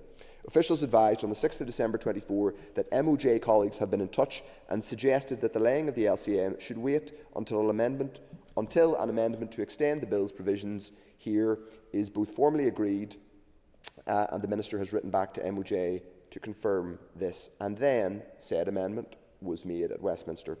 The Department also informed the Committee on the 7th of February that in terms of the consultation, 2 responses were received from the Law Society NI and the Federation of Small Businesses, which the Minister reflected in his opening speech. While the executive agreed to this LCM extension, this LCM on the 21st of November 2024, the LCM itself was not laid until the 10th of February 2025 by the Department, following the special public bill committee stage at Westminster, which took place on the 3rd of February. At its meeting on the 12th of February 2025, the Committee agreed that it was content with the proposal to extend provisions in the Property, Digital Assets, etc. Bill to Northern Ireland by way of a legislative consent motion. Therefore, I can confirm that the Committee for Finance supports the LCM and endorses the principle of the extension of the provisions of the Property, Digital Assets, etc. Bill to Northern Ireland. Mr Deputy Speaker, I'll just make a couple of brief observations rather than political points, but there are a couple of additional observations I want to make. Number one is that for those who have been following cryptocurrency, and that's not to damn or demean cryptocurrency, because I think this is a useful piece of legislation that we are extending to Northern Ireland. Clearly there are people who hold these as financial assets, and it makes sense that this legal provision is made. But it's true to say, and it's a wry irony, that a lot of the people who have been the biggest enthusiasts of cryptocurrency, Bitcoin, and other forms of non-traditional asset over the last number of years have been people who have railed against the state, indeed people who believe that the infrastructure of the state, whether those are legal restrictions, regulations, or indeed the operation of central banks, are the stuff of the devil, and the reason for having and holding cryptocurrency is to get away from the traditional structures of the state. Well, here in this part of the world, in the UK, indeed, at a European level, and now at an American level, with crypto bros, as they're known, trying to get the US Federal Reserve to take holdings of cryptocurrency, it appears that states and legal frameworks aren't so bad after all. That's an irony, Mr. Deputy Speaker, that I simply wanted to put on the record, and I think it's one that we, as legislators, are going to have to be cognizant of going forward. Nevertheless, I think it is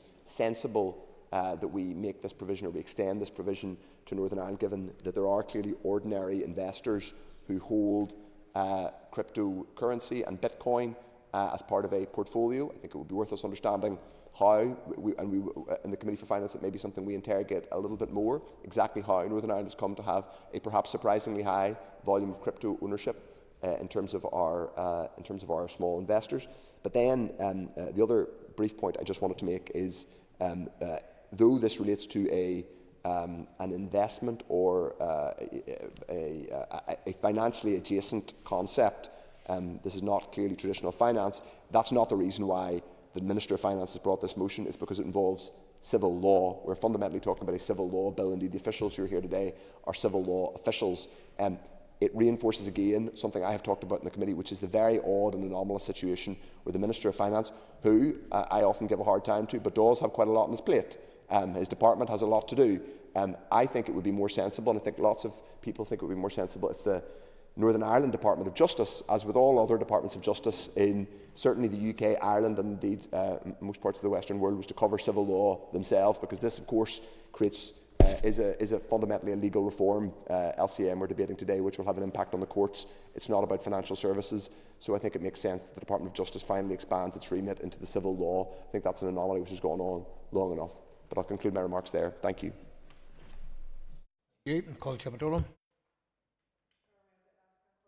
I welcome the opportunity to make a short contribution to the discussion on this LCM. This bill is a positive step which will help address concerns which have arisen about the legal status of digital assets and will ensure that they are not excluded from property rights.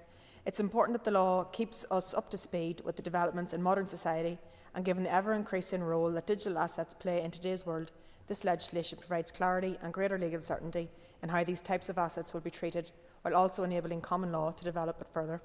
This will also reduce ambiguity in transactions involving digital assets and provide legal certainty for businesses in terms of risk assessments and investments, which should reduce disputes over ownership and lead to fewer legal proceedings. Thank you. That concludes the speakers. Minister, can I ask you to conclude and wind up the debate on the motion? Minister. Contributions. Last time, Crowley, I have nothing further to add, and I welcome the support of members during consideration of the LCM on this short law reform bill. Minister, thank you. Members, the question is that the motion standing on the order paper be agreed. All those in favour say aye. Contrary, voting no. The ayes have it. The ayes have it. Could I ask you members to take your ease just for a change at the top table? Thank you.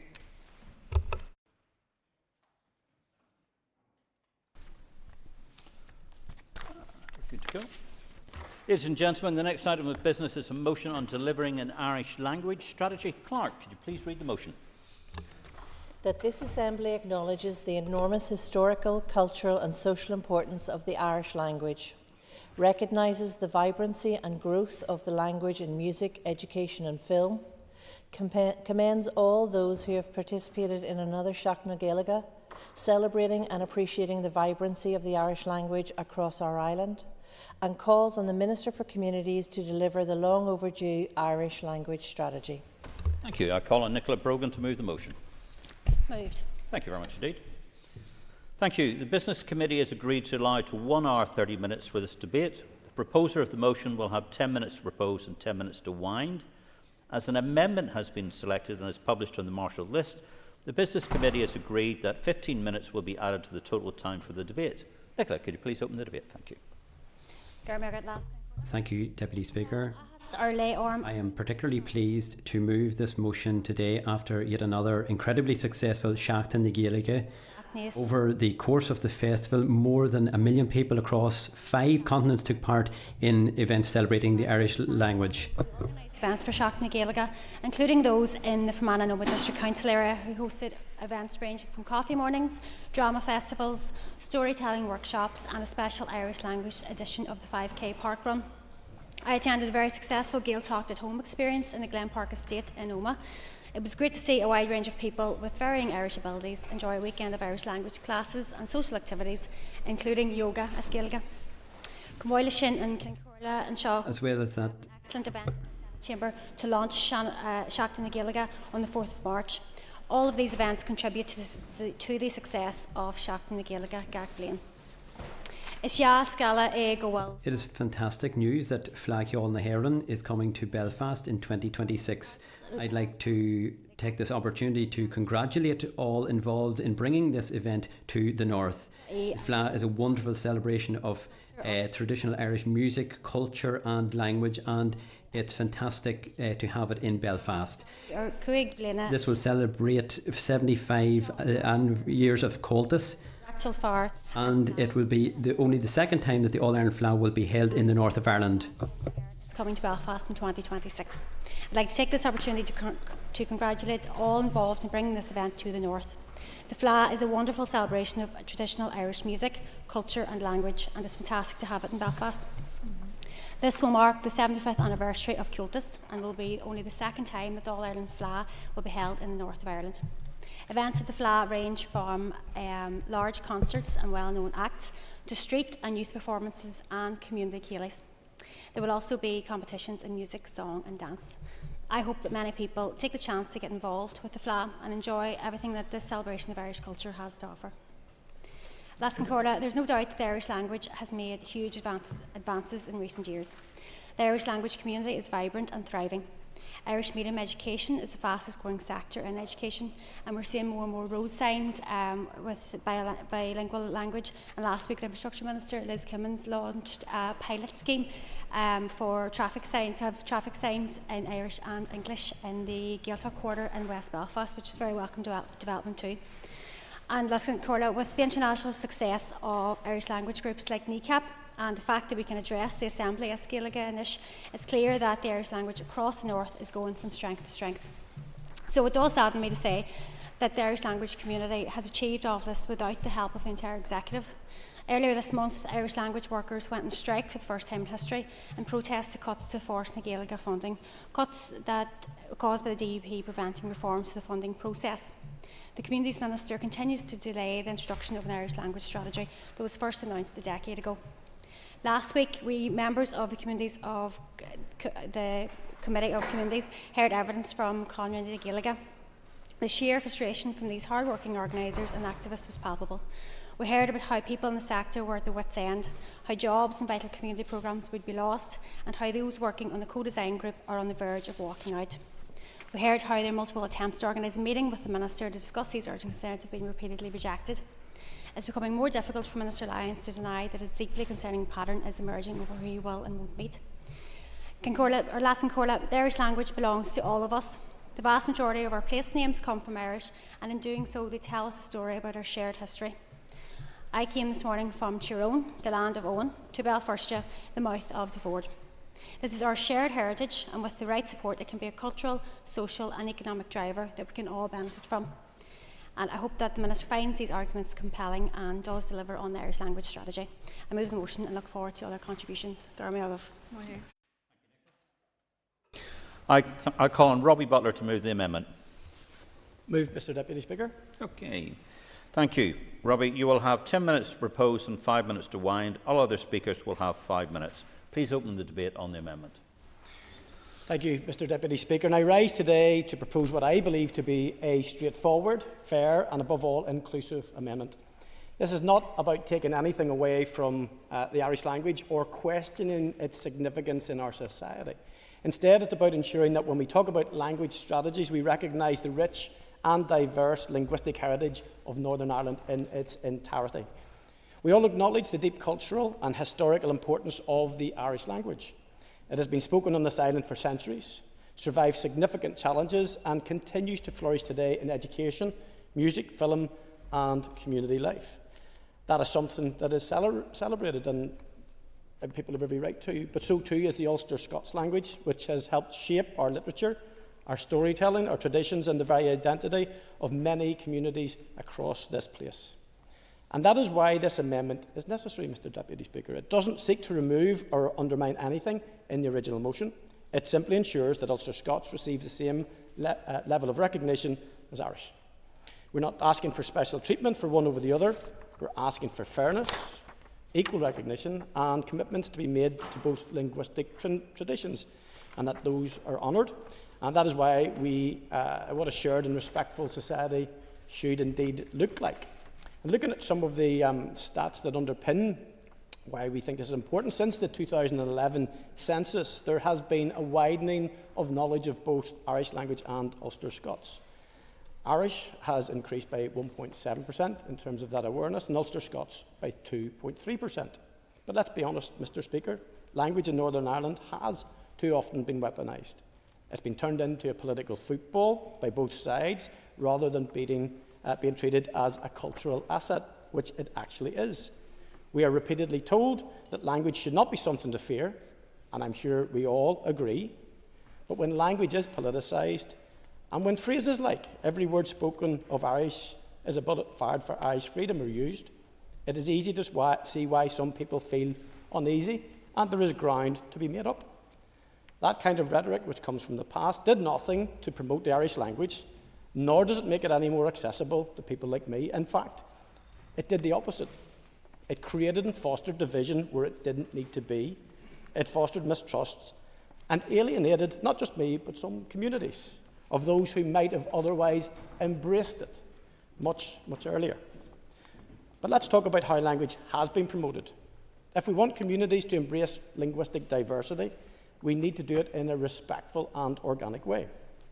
Unfortunately, what we have seen in some cases, such as in Belfast City Council, the imposition of street signs in areas where, without broad community support, it does little to encourage goodwill. Instead of bringing people along, it has driven them away. And that is the real problem, Mr. Deputy Speaker. Language should be something that unites us, not something that is forced upon communities or used to create division. Now, let me make one thing clear. My party has never been against promoting language, and I certainly haven't. And we have a proven track record of delivering on linguistic commitments. In fact, when my colleague Michael McGimsey was Minister for Culture, Arts and Leisure, we took the steps to support and develop the Irish language. Under his leadership, Forest na Gaeilge was established, creating a structured cross-body body to support Irish language, and it was during that time that Irish was lodged under the European Charter for Regional or Minority Languages, fulfilling the commitments made under the Belfast Agreement. These were not empty gestures, they were real substantive measures taken by a minister from my own party. Since then, member groups for Irish-speaking and Ulster Scots has grown rapidly. For instance, Conrad na Gaeilge has over 200 member groups, and the Ulster Scots Community Network has over 400. There is a real appetite and interest when we look at this. But real leadership is about fairness, Mr. Deputy Speaker, and fairness means recognising both of Northern Ireland's main linguistic traditions. That is why the commitments to both Irish language strategy and the Ulster Scots language strategy were made together, and that's why they must be delivered together. The Minister has said that his department is progressing key anti-poverty and disability strategies, both of which are vital and deserve our full support. But let's not forget that other important strategies, including those for Irish and Ulster Scots, gender equality and sexual orientation, remain undelivered. When it comes to languages, it is time to stop prioritising one over the other and ensure that both receive the attention and investment they deserve. In reality, Ulster Scots has as much of a place in Northern Ireland as Irish. Its contributions to poetry, music and storytelling are just as significant. And the Ulster Scots Agency continues to do fantastic work in promoting and preserving the language, and we commend them for that. But they too need proper support. That is why this amendment matters. It ensures that we are not simply paying lip service to one tradition, whilst neglecting another. Surely in 2025 we're past that moment. So today I ask members across this chamber to look at this amendment in the spirit of fairness and inclusivity. This is not about diminishing Irish. It's about ensuring that Ulster Scots is treated with the same respect. It's about ensuring that language policy in Northern Ireland is built on equality and not hierarchy. It's about sending a clear message that we as an Assembly respect all traditions, not just some. Thank you, Mr Deputy Speaker. Thank you very much indeed, Robbie. I call on Brian Kingston. Brian, you have up to 5 minutes. Thank you, Mr Deputy Speaker. And let me be clear at the outset.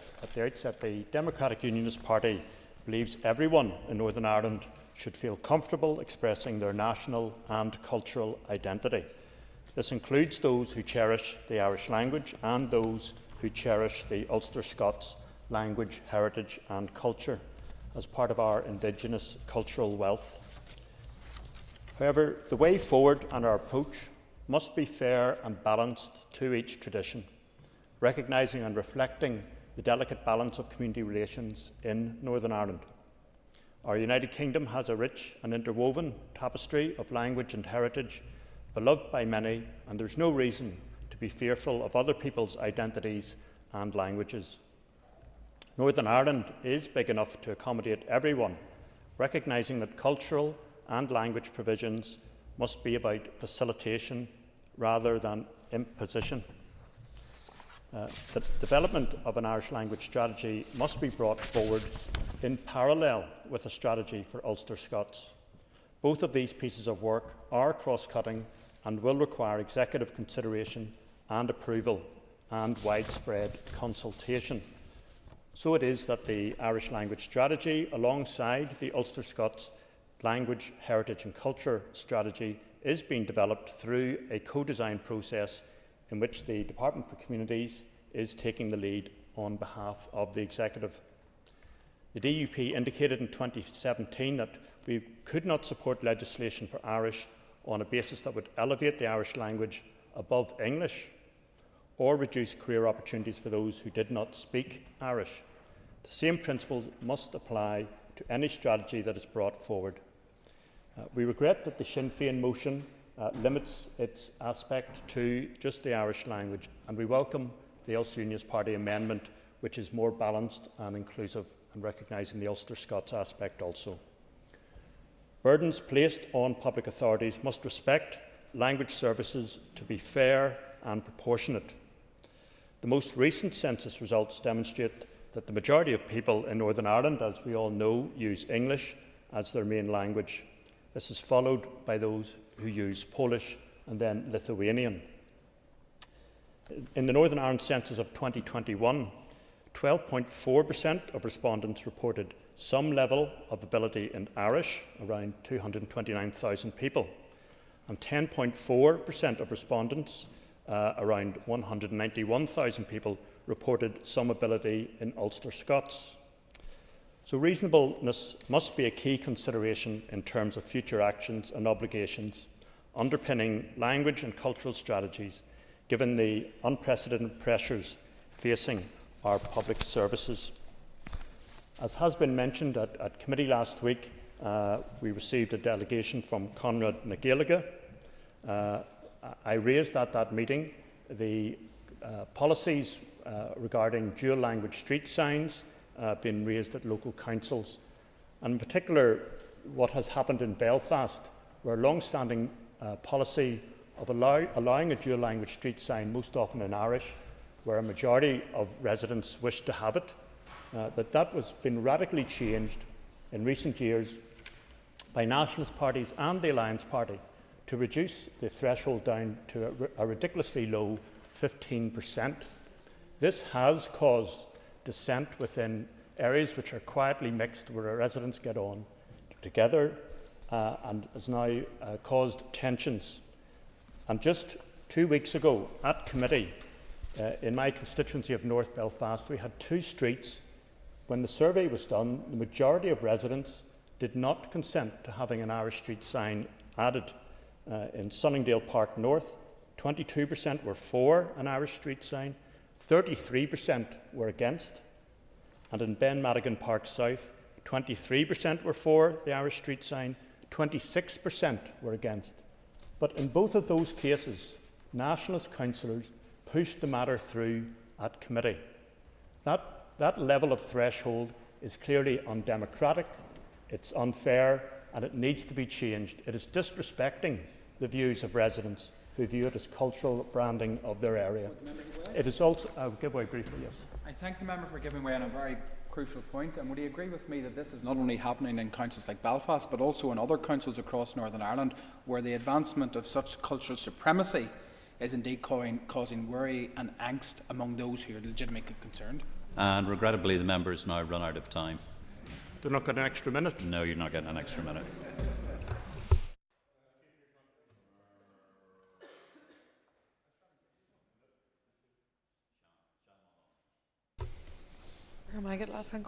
I will not be speaking in Irish because my Irish is confined at the moment to telling my sons to put on their shoes and ask them where their school bags and their school jumpers are, and I don't think that the Chamber needs that. But firstly, I would like to thank the members for bringing this motion to the floor today. It is an issue that I'm really passionate about.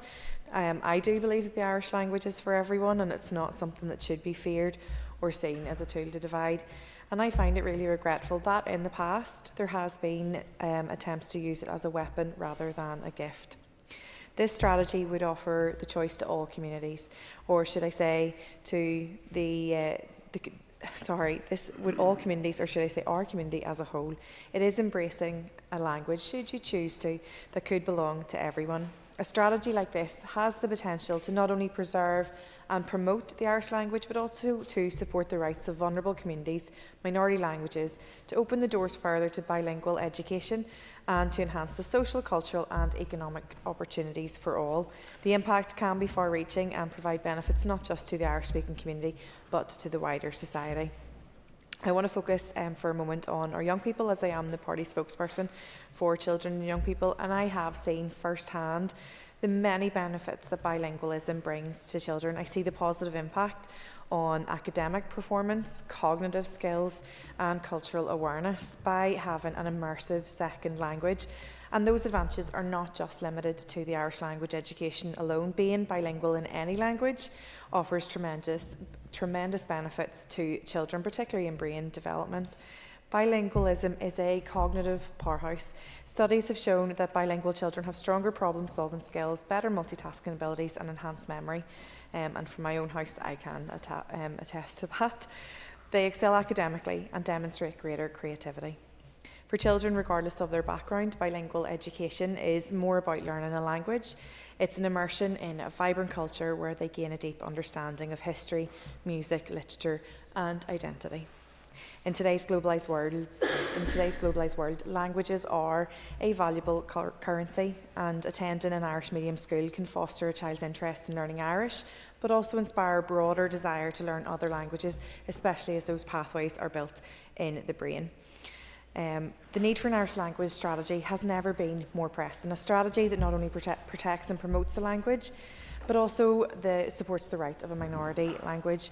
We need to be clear about this. This is not just a nice to have, this is a legal commitment underpinned by various agreements and solidified by the Identity and Language Northern Ireland Act 2022, enshrined it in law, introducing strategic statutory protections and mandating for the creation of this strategy.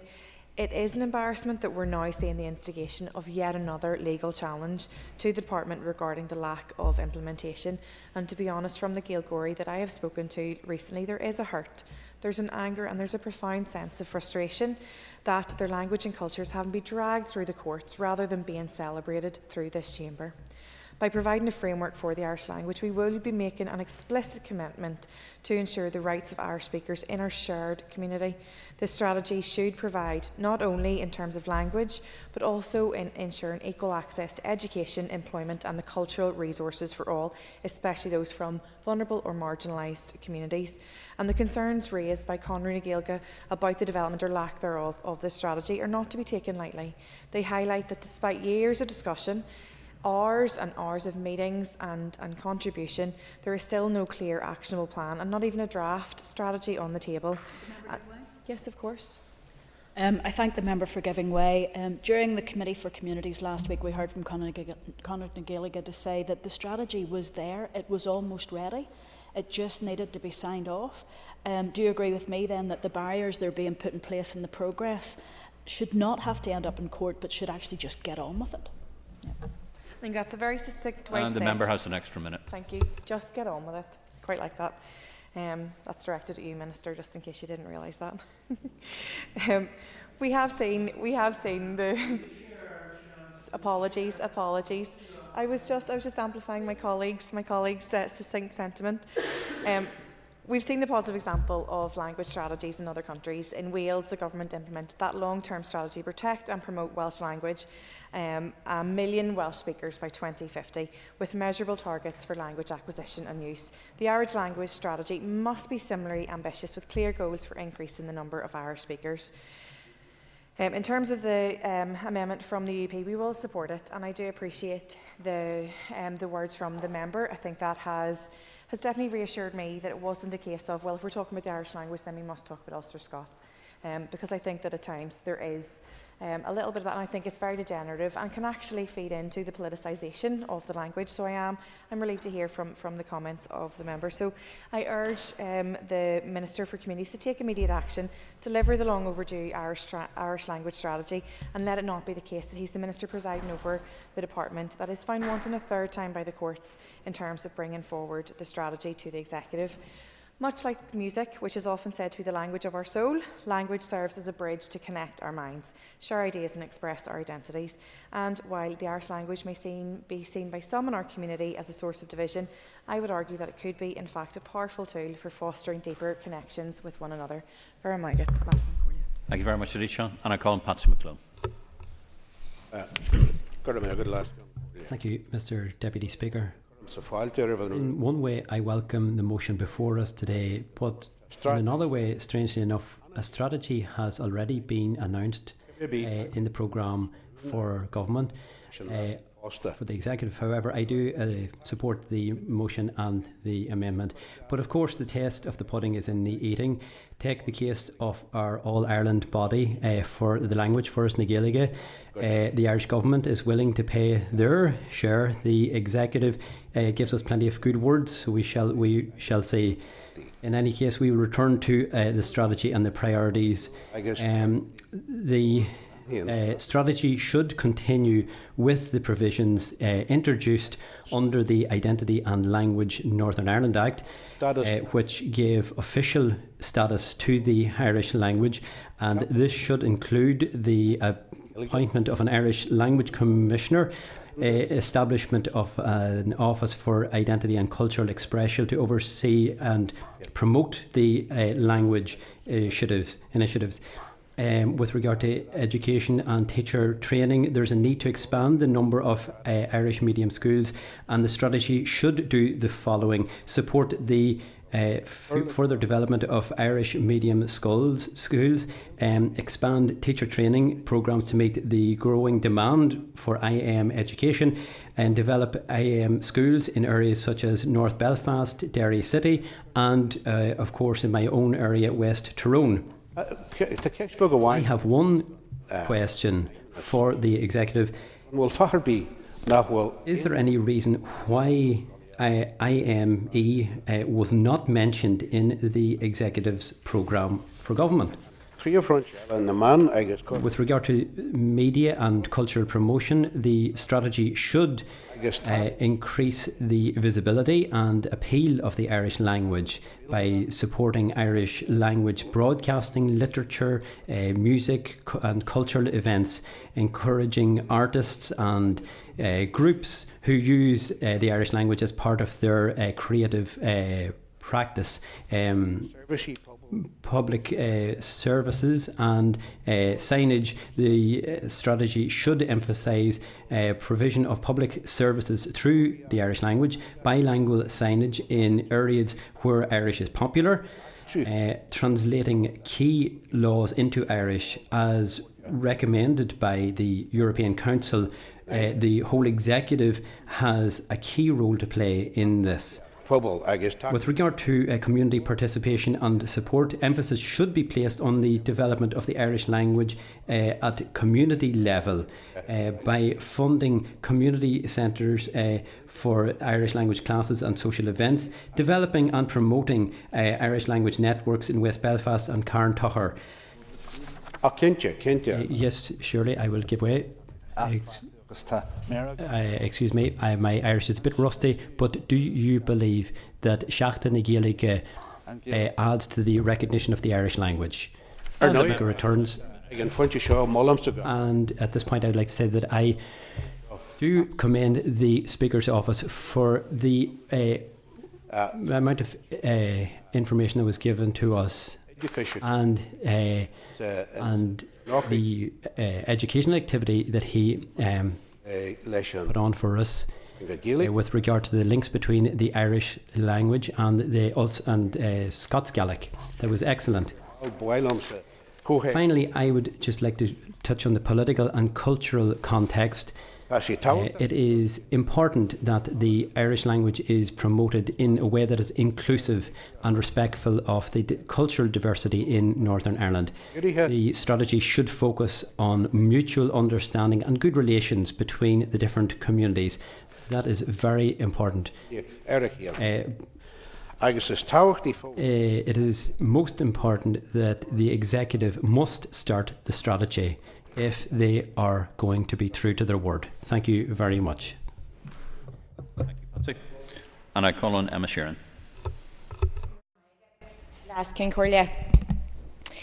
Thank you, Mr. Deputy Speaker. Firstly, I would like to say that I spent the weekend in Godor, where our native language is alive and kicking and is spoken in every part of the area.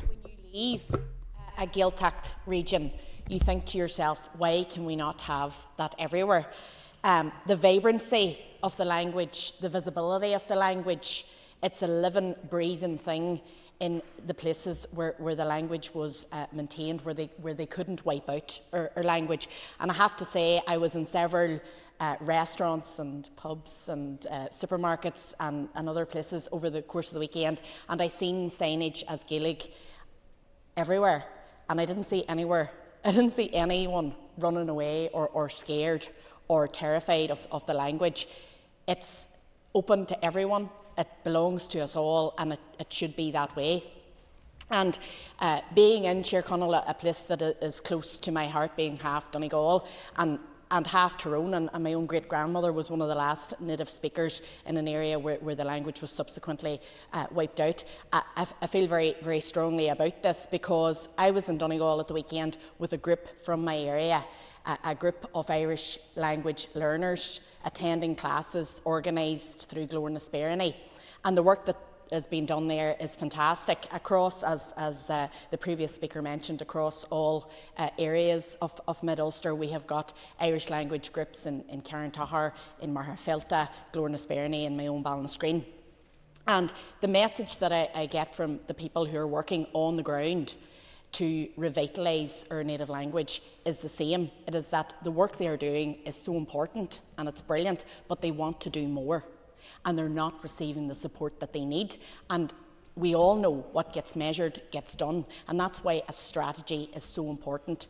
It is required to provide those objectives, to provide those working remits that allow people to see how well things are being delivered upon. The language is open to everyone, and the joy that you get from it, being amongst people speaking in such a... It has meaning in our area, as previously articulated. All our places, the names that we use every day, come from the Irish language, and when you make that connection, it's like a light bulb going off. And I feel very strongly that the people who are doing that vital work on the ground and doing the campaigning that has taken us so far in terms of the Gaelic revival need to see the support delivered upon them. So I think it's important that people support this motion. Gormila Maigov. Thank you, Emma. I call on Maurice Bradley. Mr. Speaker, our rich cultural and linguistic heritage here in Northern Ireland deserves both respect and balance. Many have a couple of focal in the Irish language and a wheena words in Ulster Scots traditions. Both are vibrant aspects of our society flourishing in music, dance, education and media. Ulster Scots is widely spoken in the areas that both the Minister and I represent and also throughout North Antrim. Wouldn't it be great to see Ulster Scots incorporated in the Gaeltacht? However, we support the promotion of both languages, but this must be done in a way that is fair, practical and does not place undue burdens on public services or finances. The appointment process for language commissioners and the Office of Identity and Cultural Expression is underway. Following proper public appointment procedures, these officers will play a key role in shaping future policy, and we must ensure their work is rooted in fairness, not political advantage or disadvantage. However, there remains a stark disparity in broadcasting funding. 61.4 million has been allocated to the Irish Language Broadcast Fund since 2004, compared to just 14.1 million for the Ulster Scots. This is an equality issue and an imbalance that must be addressed. Our party respects those who cherish the Irish language, but language policies must be reasonable, proportionate and fair to all communities. Irish and Ulster Scots have similar levels of use, yet Irish receives far greater financial support, and that must be addressed under equality. It is also crucial that strategies for Irish and Ulster Scots are developed in tandem. No single tradition should be elevated above another or relegated below another. As our ministers engage internationally, we continue to highlight the immense contribution of Ulster Scots heritage, particularly in the United States. Ulster Scots migrants helped shape American history, and their language deserves recognition on equal terms. Ultimately, we must ensure that any future language policies command broad support, respect diversity and uphold fairness. The days of one language receiving preferential treatment over another should be ended. Thank you, Mr. Speaker. Thank you, Maurice. I call on Kerry Armstrong. Thank you, Mr. Speaker. I'm fluent in Ulster Scots. I was very fortunate to grow up in an area where Ullans speak all the time. My grandmother probably was the most fluent person I've ever heard, and you didn't want to get in the wrong side of her. But today, we can all accept that the historical, cultural and social significance of the Irish language and Ulster Scots, we can accept that, the strength of that across all of our community. The Irish language, or Gaeilge, and Ulster Scots are more than a means of communication. They are living evidence to our shared heritage and identity. In recent years, we have witnessed a remarkable resurgence of both languages across various cultural domains, including music, film, radio, television, festivals and events and sports. I commend all the participants of Sacna Gaeilge, a festival that annually celebrates and promotes the Irish language across our island.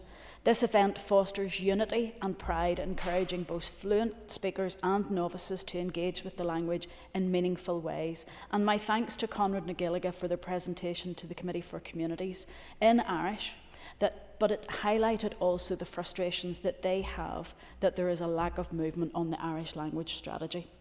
Mr. Speaker, despite these cultural advancements, there still remains a pressing need for a formal support through a comprehensive Irish language strategy. The New Decade New Approach Agreement explicitly mandates the development of such a strategy to enhance and protect the Irish language. The British Irish Parliamentary Assembly, BIPA, in their report Provision for Indigenous Minority Languages in the BIPA jurisdiction, said, "Too often in these islands, language has been a source of division. But in underlining the shared experiences of Indigenous minority languages, their report sought to demonstrate how they bind our communities." In the same report, BIPA confirms Irish received official recognition in Northern Ireland for the first time in 1998 under the Good Friday Agreement, and like Ulster Scots has since 2022 been an official language in Northern Ireland. It's disappointing to read in that report that BIPA state protection for Irish language in Northern Ireland stems largely from the European Charter for Regional or Minority Languages, when that's something that we should be doing here. Turning to Ulster Scots, the 1999 Northern Ireland Life and Times survey found that 2% of Northern Ireland residents said they could speak Ulster Scots or Ullans, which would mean a total speech community of approximately 30,000. Most of them probably live in Ballymena, along that Northern Irish coast heading towards Scotland and the Ards Peninsula. Other estimates range from 35,000 in Northern Ireland to a total of 100,000 in Ireland, mainly the east coast of Donegal, where half my family is from. Mr. Speaker, it's frustrating to me that the Identity and Language Northern Ireland Act 2022 had to be passed by the Westminster Parliament after attempts to pass similar legislation in Stormont encountered political difficulties due to disagreements over the status of Irish and Ulster Scots. Regrettably, and to put it kindly, progress has been sluggish. That's very kind, I have to say. The Northern Ireland Executive has faced and continues to face legal challenges due to its failure to implement this strategy, highlighting the urgency for the need for us to affirm our commitment here in the House today. In conclusion, the Irish language and Ulster Scots provide a vibrant thread woven into the fabric of our society. Its resurgence in music, film and education is testament to its enduring relevance. However, to truly honour and preserve this integral aspect of our heritage, we must move beyond celebration and take concrete action. And I urge the Minister for Communities to expedite the delivery of the long overdue Irish language strategy, fulfilling our collective responsibility to protect and promote Gaeilge for the current and future generations. There is no excuse to continue to fail to deliver or to delay on any language strategies. Let's stop politicising Irish language and Ulster Scots. Let's get on with delivery together. Not progressing means a failure of this executive to meet legal requirements, and it says more about the ability of this Assembly to recognise and celebrate the wealth of our shared culture. Grema Agat and Mayor thanks. Thank you, Kelly. I call on Militia McHugh. Thank you, Mr. Deputy Speaker. I welcome the opportunity to speak to this motion and to call on the Minister to deliver the long overdue Irish language strategy. Last week at the Committee for Communities, we heard the disappointment of Conradh na Gaeilge that an Irish language strategy has still not been produced and that the Minister is not prepared to meet them or give a timeline for an Irish language strategy. It is disappointing for me as only recently I listened to the Minister as he introduced legislation in relation to the Sign Language Bill, where clearly he understood the importance of language culture and its implications for wider society in terms of equality of opportunity. Therefore, I ask the question, why is it taking so long to develop an Irish language strategy? It is the Minister's duty to introduce an Irish language strategy, a strategy that will clearly set out goals for the progress and development of the Irish language over the next 20 years. And a strategy that will ensure that there is appropriate funding there to implement that same strategy. I acknowledge the progress in relation to the pending appointment of the Irish Language Commissioner and the passing of legislation in the British Parliament in relation to the Identity and Language Act. But that is all the more reason for my frustration that we still await in this jurisdiction an Irish language strategy to plan the way ahead for the ever-widening Irish language community. I'm only too well aware of the many obstacles facing the Irish language community at present, in particular obstacles that limit growth.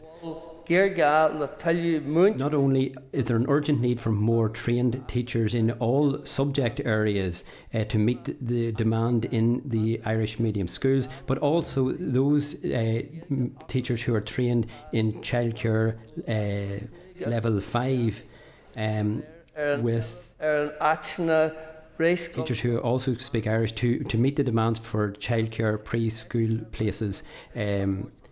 These are issues that can be identified and planned for within an Irish language strategy. One cannot help be impressed but be impressed by the growth of the language, not only among those who already speak the language, but among the general public who are eager to learn the language. More people are embracing the language, especially young people who are encouraged by the success of talented young groups like NECAP and others in Irish language films. The Irish language is the native language of this country and indeed one of the oldest languages in the world. It is all around us in the names of our counties, our townlands, our towns and cities. In embracing the language, we have not only a greater understanding of place names, but also the environment in which we live. Language is about communication, understanding, respect, culture and wisdom. I do not understand, therefore, why anyone feels threatened by the Irish language. This is why there should be an Irish language strategy to encourage inclusion, foster community relations and understanding, and to provide opportunities for all. Thank you very much. Call on Timothy Gaston. Deputy Speaker, I will be opposing both the motion and the amendment before us. I will be doing so in the knowledge that my words and actions in this House today have the support of the Unionist community, not just in North Antrim, but right across Northern Ireland. I say that so confidently because of polling commissioned by Analogical Research, a not-for-profit initiative. I am grateful to Analogical Research for permission to share the findings with members today. The polling conducted by Lucid Talk was carried out just last month and sought to establish if there was a chill factor among Unionists and Protestants when Irish language and Irish language is erected. Unlike much of the polling on this issue, the questions asked were simple and straightforward, designed not to get answers which could be spun, but to get to the truth. It had a representative sample of 1,050 people. The first question asked about people's reaction if the local council put up Irish language street signs in the road where they lived. Respondents were asked if that would make them more likely to move, less likely to move, or whether it would make no difference. Some 71% of those who voted for a Unionist party and 63% of those who identified as Protestant said that it would make them more likely to move. For the TUV voters, the figure was 84%, DUP 71%, and UUP 57%. The second question asked respondents if a road had Irish language street signs, would that make them more likely to move there, less likely to move there, or would it make no difference? 88% of Unionist voters and 82% of Protestants said they were less likely to move there. The responses from different Unionist party supporters were very similar. The DUP 89%, TUV 86%, and Ulster Unionists 84%. The third question related to council-run leisure centres. People were asked if their leisure centre had Irish signage, would it make them more or less likely to use the facility, or would it make no difference? Some 75% of Unionists and 69% of Protestants said the Irish signage would make them less likely to use the leisure centre. The reality is that while the Irish language is appreciated and celebrated by some, it has a significant chill factor for many in our society. Forcing it in areas, as has happened in Belfast and will doubtless happen more widely now that the DUP have agreed to set the wheels in motion of the appointment of an Irish language commissioner, is regressive and will result in a more polarised society. People who do not regard Irish as part of their culture, such as myself and the people I represent, have no difficulty with the language being cherished by those who appreciate it. Equally, resisting its aggressive promotion in places where it is not wanted does not make them bigots. The truth is that Irish can be and is used as a cultural weapon which will result in a more divided society and polarised society. Lots of people pushing this will like to talk about equality, but the truth is that when it comes to equality for the Irish language, it's the Gerry Adams version of equality many aspire to. Apologies for the unparliamentary language, but I think it's important to quote Mr. Adams accurately in this. The point is to actually break these bastards. That's the point. And what's going to break them is equality. That's what's going to break them. Equality. Who could be afraid of equality? Who could be afraid of treating someone the way you want to be treated? That's what we need to keep the focus on, and that's the Trojan horse of this entire Republican strategy. This motion is a Trojan horse motion. The amendment is wrong-headed as it carries all the hallmarks of those taken in by the Trojan horse. The commitment in the programme for government to develop a strategy is wrong and should never have been made. The Irish language community have Sinn Féin to thank for it being a chill factor to unionism. Thank you, Mr. Gasson. I call on Jerry Carroll. Thank you, Mr. Deputy Speaker. Irish is a minority language. It needs two things: rights and resources.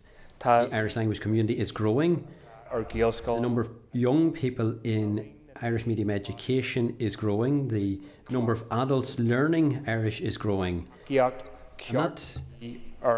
community needs proper funding and support. That community deserves that funding and support. In my own area, services are at risk. Teachers are under pressure. There is a school, Gaelscoil and Lunine, which still does not have a proper building. So it is absolutely vital that Stormont implement the Irish language strategy. A strategy that provides proper resources for the language. You have been delaying this for far too long.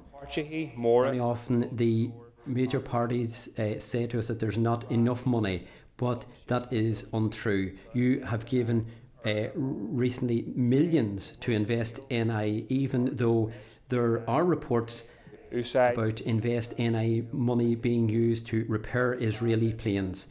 So stop the excuses, stop the platitudes, implement and fund the Irish language strategy now. And now in English. I think for too long, the Irish medium education sector has been too reliant on goodwill, unsustainable ad hoc funding. Corley and the Gaelscoil Acta completed an audit of progress in the review of Irish medium education recently, and they found that since 2008, zero progress has been made on a quarter of the recommendations made in the review of the Irish medium education, and that's absolutely no progress at all in the span of 17 years on accommodation issues, support for special education needs, informal learning through Irish and Irish language support for children at home. Areas of particular concern, Deputy Speaker, also include staff training in the Irish medium sector. Education workers report that DE and the EA don't understand the challenges associated with immersive education in a target language. Institutional inertia, as many have described it, is failing the needs of Irish medium education and its learners. And a well-resourced Irish medium education strategy should also be a priority for the Education Minister, and I would urge him to get on with it. Thank you. And I call on the Minister. Minister, you have up to 15 minutes. Thank you very much, Mr. Deputy Speaker, for any place, language, the way things are spoken about, which in turn can influence how things are thought about, is a central element to that place and to its peoples. And Mr. Deputy Speaker, it's important that we respect each other, and that means respecting each other's culture, heritage and languages. The work, however, is not straightforward. We've heard this morning that the journey towards strategies has been a long one, and I can only speak as Minister about the most recent year of that journey, whilst being conscious of the years preceding that. There are clearly challenges in relation to costs and funding. There are many calls on our public finances and decisions to be made, many centred around how we prioritise spend. It's clear that the many components of our heritage, culture and creativity can improve personal and community well-being, can improve community cohesion, can reduce recidivism and can improve skills.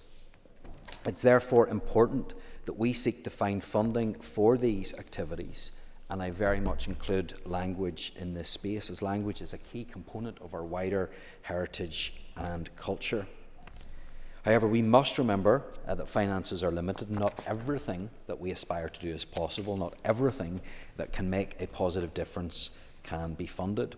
But language can enrich our communities, our learning, our media and publications, our cultural lives and our economy. It can also be used as a tool to divide. And there's much talk about rights to speak in a certain language, rights to be able to celebrate a certain language. But that needs to continue to be set against the rights of all to choose not to use or connect with a particular language as well. And it is in this context that the Executive's Ulster Scots Language, Heritage and Culture Strategy and Action Plan and Irish Language Strategy and Action Plan are being developed. As we have heard, this development has moved through a number of phases. Expert advisory panels provided recommendations in 2022 on what the strategy should seek to address. Co-design groups of stakeholders were brought together in October 21 to provide input on the development and content of the strategies and action plans. And the co-design groups are chaired by a sectoral stakeholder and a senior official in my department. So I'm grateful for all of the work that has been undertaken and all of the knowledge and expertise that has been shared through the work of the co-design groups. And I am grateful to each member of the two co-design groups.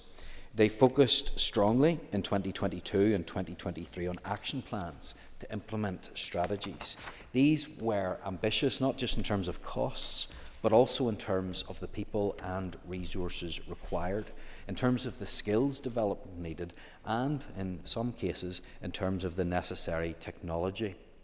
In 2024, the group's focus was more on the draft narrative strategies, and in October 2024, the co-design groups completed their drafting work on the two narrative strategies. The outputs from this phase of the work of the co-design groups were then passed to my department for consideration. A key element of this consideration needs to be the achievability of proposed actions and how they fit with broader departmental and executive priorities, with work already underway. It may be, for instance, that work is already underway in a department which will deliver the intent of an action but via a different route. The next stage of work is central to the role of the cross-departmental working group of senior officials. This group first met in February 2022 and has to date largely been operating in shadow mode, tracking the work of the co-design groups. With the delivery of the co-design group's draft documents, the CDWG is able to move out of shadow mode. The group has met roughly every 6 weeks over the last year and has spent some time considering its approach. And I intend to bring imminently a paper to the Executive asking my colleagues to confirm or amend their department's member of the group and give that member authority to engage across their department to consider and agree appropriate actions, including developing costs. After this phase of work, which given the range of potential action areas and other work going on across departments will take a few months, I will be in a position to consider draft strategies and action plans for bringing to the Executive for approval of public consultation. As members will appreciate, there will be further necessary stages following that consultation, consideration of the comments and potential amendment to the documents in light of these comments, and then approval by the Executive of final drafts for publication. I should also touch on the concept of co-design. It's absolutely right that the government take full account of the views and expertise of those across our society. It is, however, for government to govern. Therefore, I am grateful for all of the work done and time committed by every member of the two co-design groups. This has allowed us a basis to move to the next stage of the work, which is for us.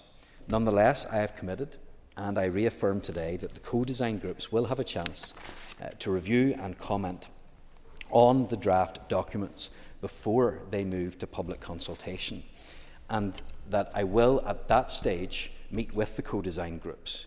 My reasoning for not meeting at an earlier stage has been that I would not have had proposals to discuss with the co-design group members.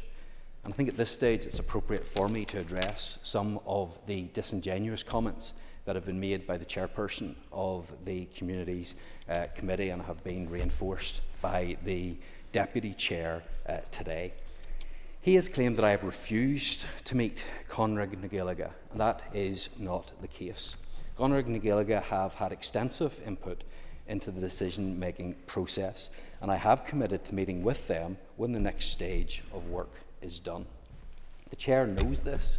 I have explained that to him.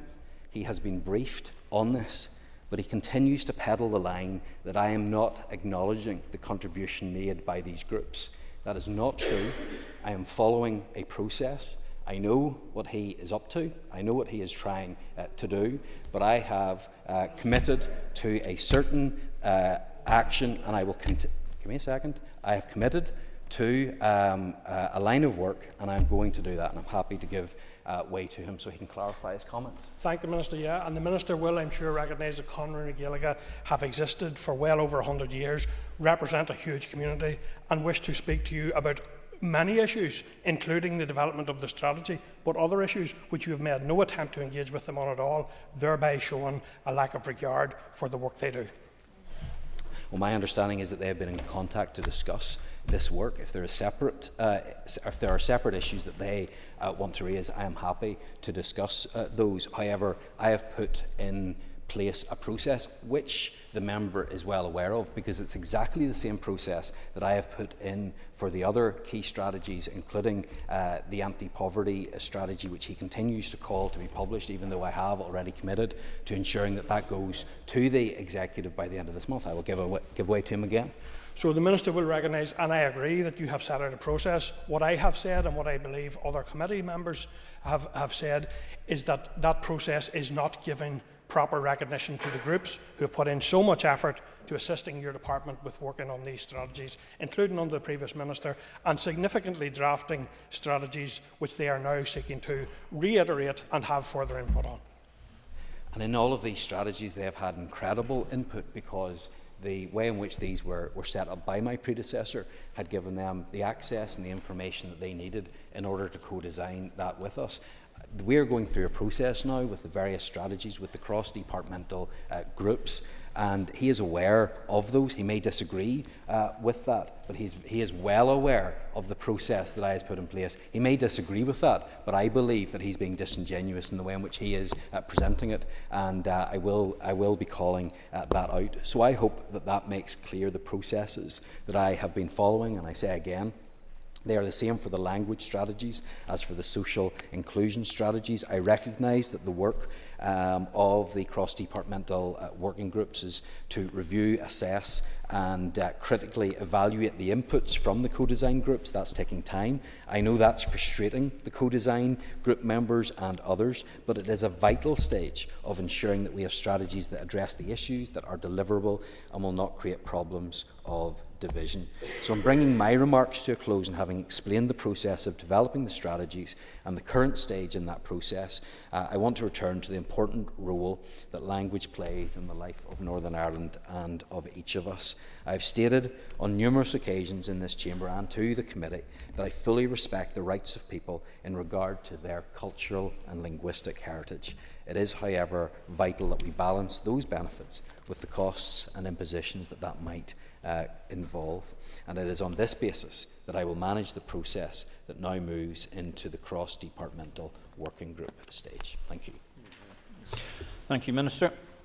The Business Committee has arranged to meet at 1300 today. I propose, therefore, by leave of the Assembly to suspend the sitting until 1400. The debate will continue after question time, when the next member to be called will be Doug Beattie to wind on the amendment. The sitting is by leave suspended. Thank you.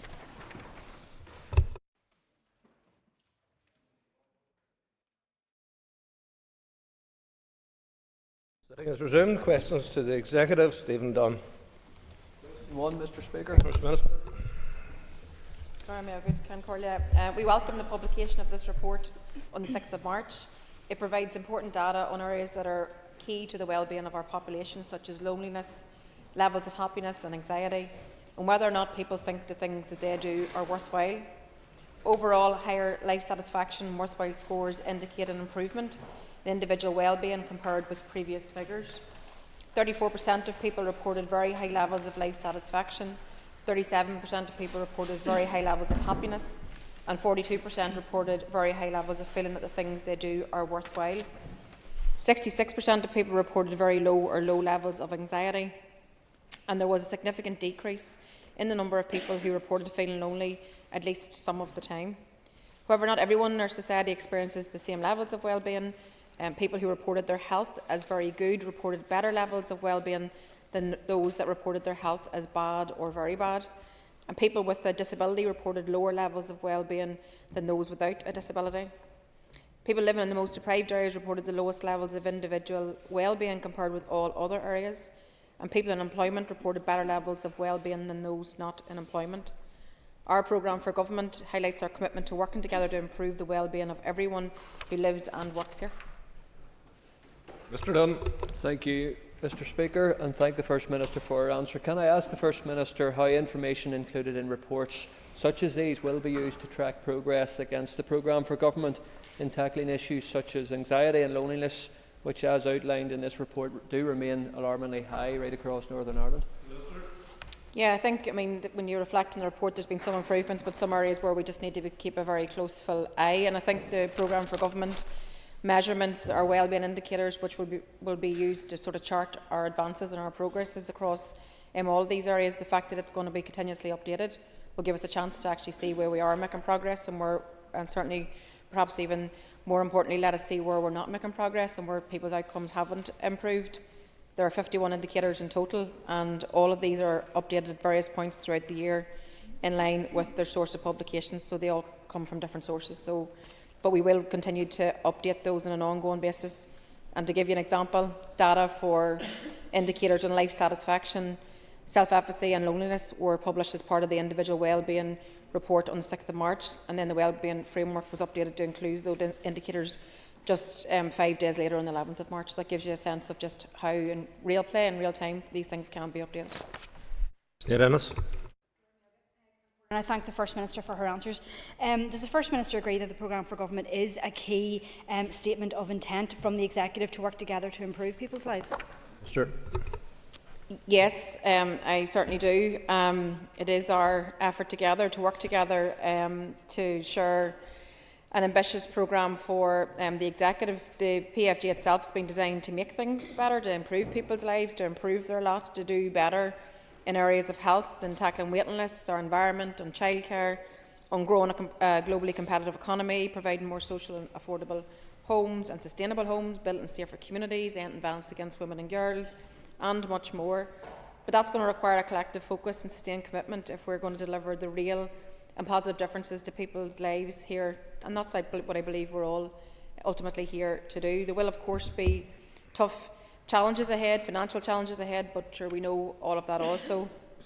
But we can, and indeed we must, make a real difference to improving people's lives, and that's why our focus is now all about delivery. And for my part, I want to continue to work with all around the Chamber and across our Executive to deliver the positive change that people want to see on the issues that matter most to them and their families.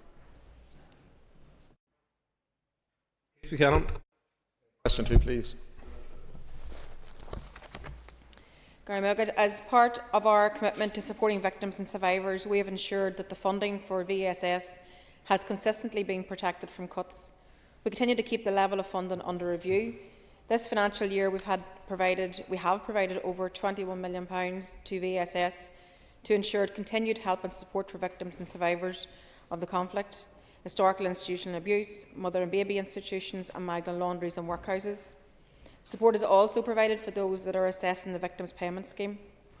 VSS provides funding to community groups here to deliver essential support and services to victims and survivors. In addition, this year over 6,000 people have been supported through self-directed assistance payments alone.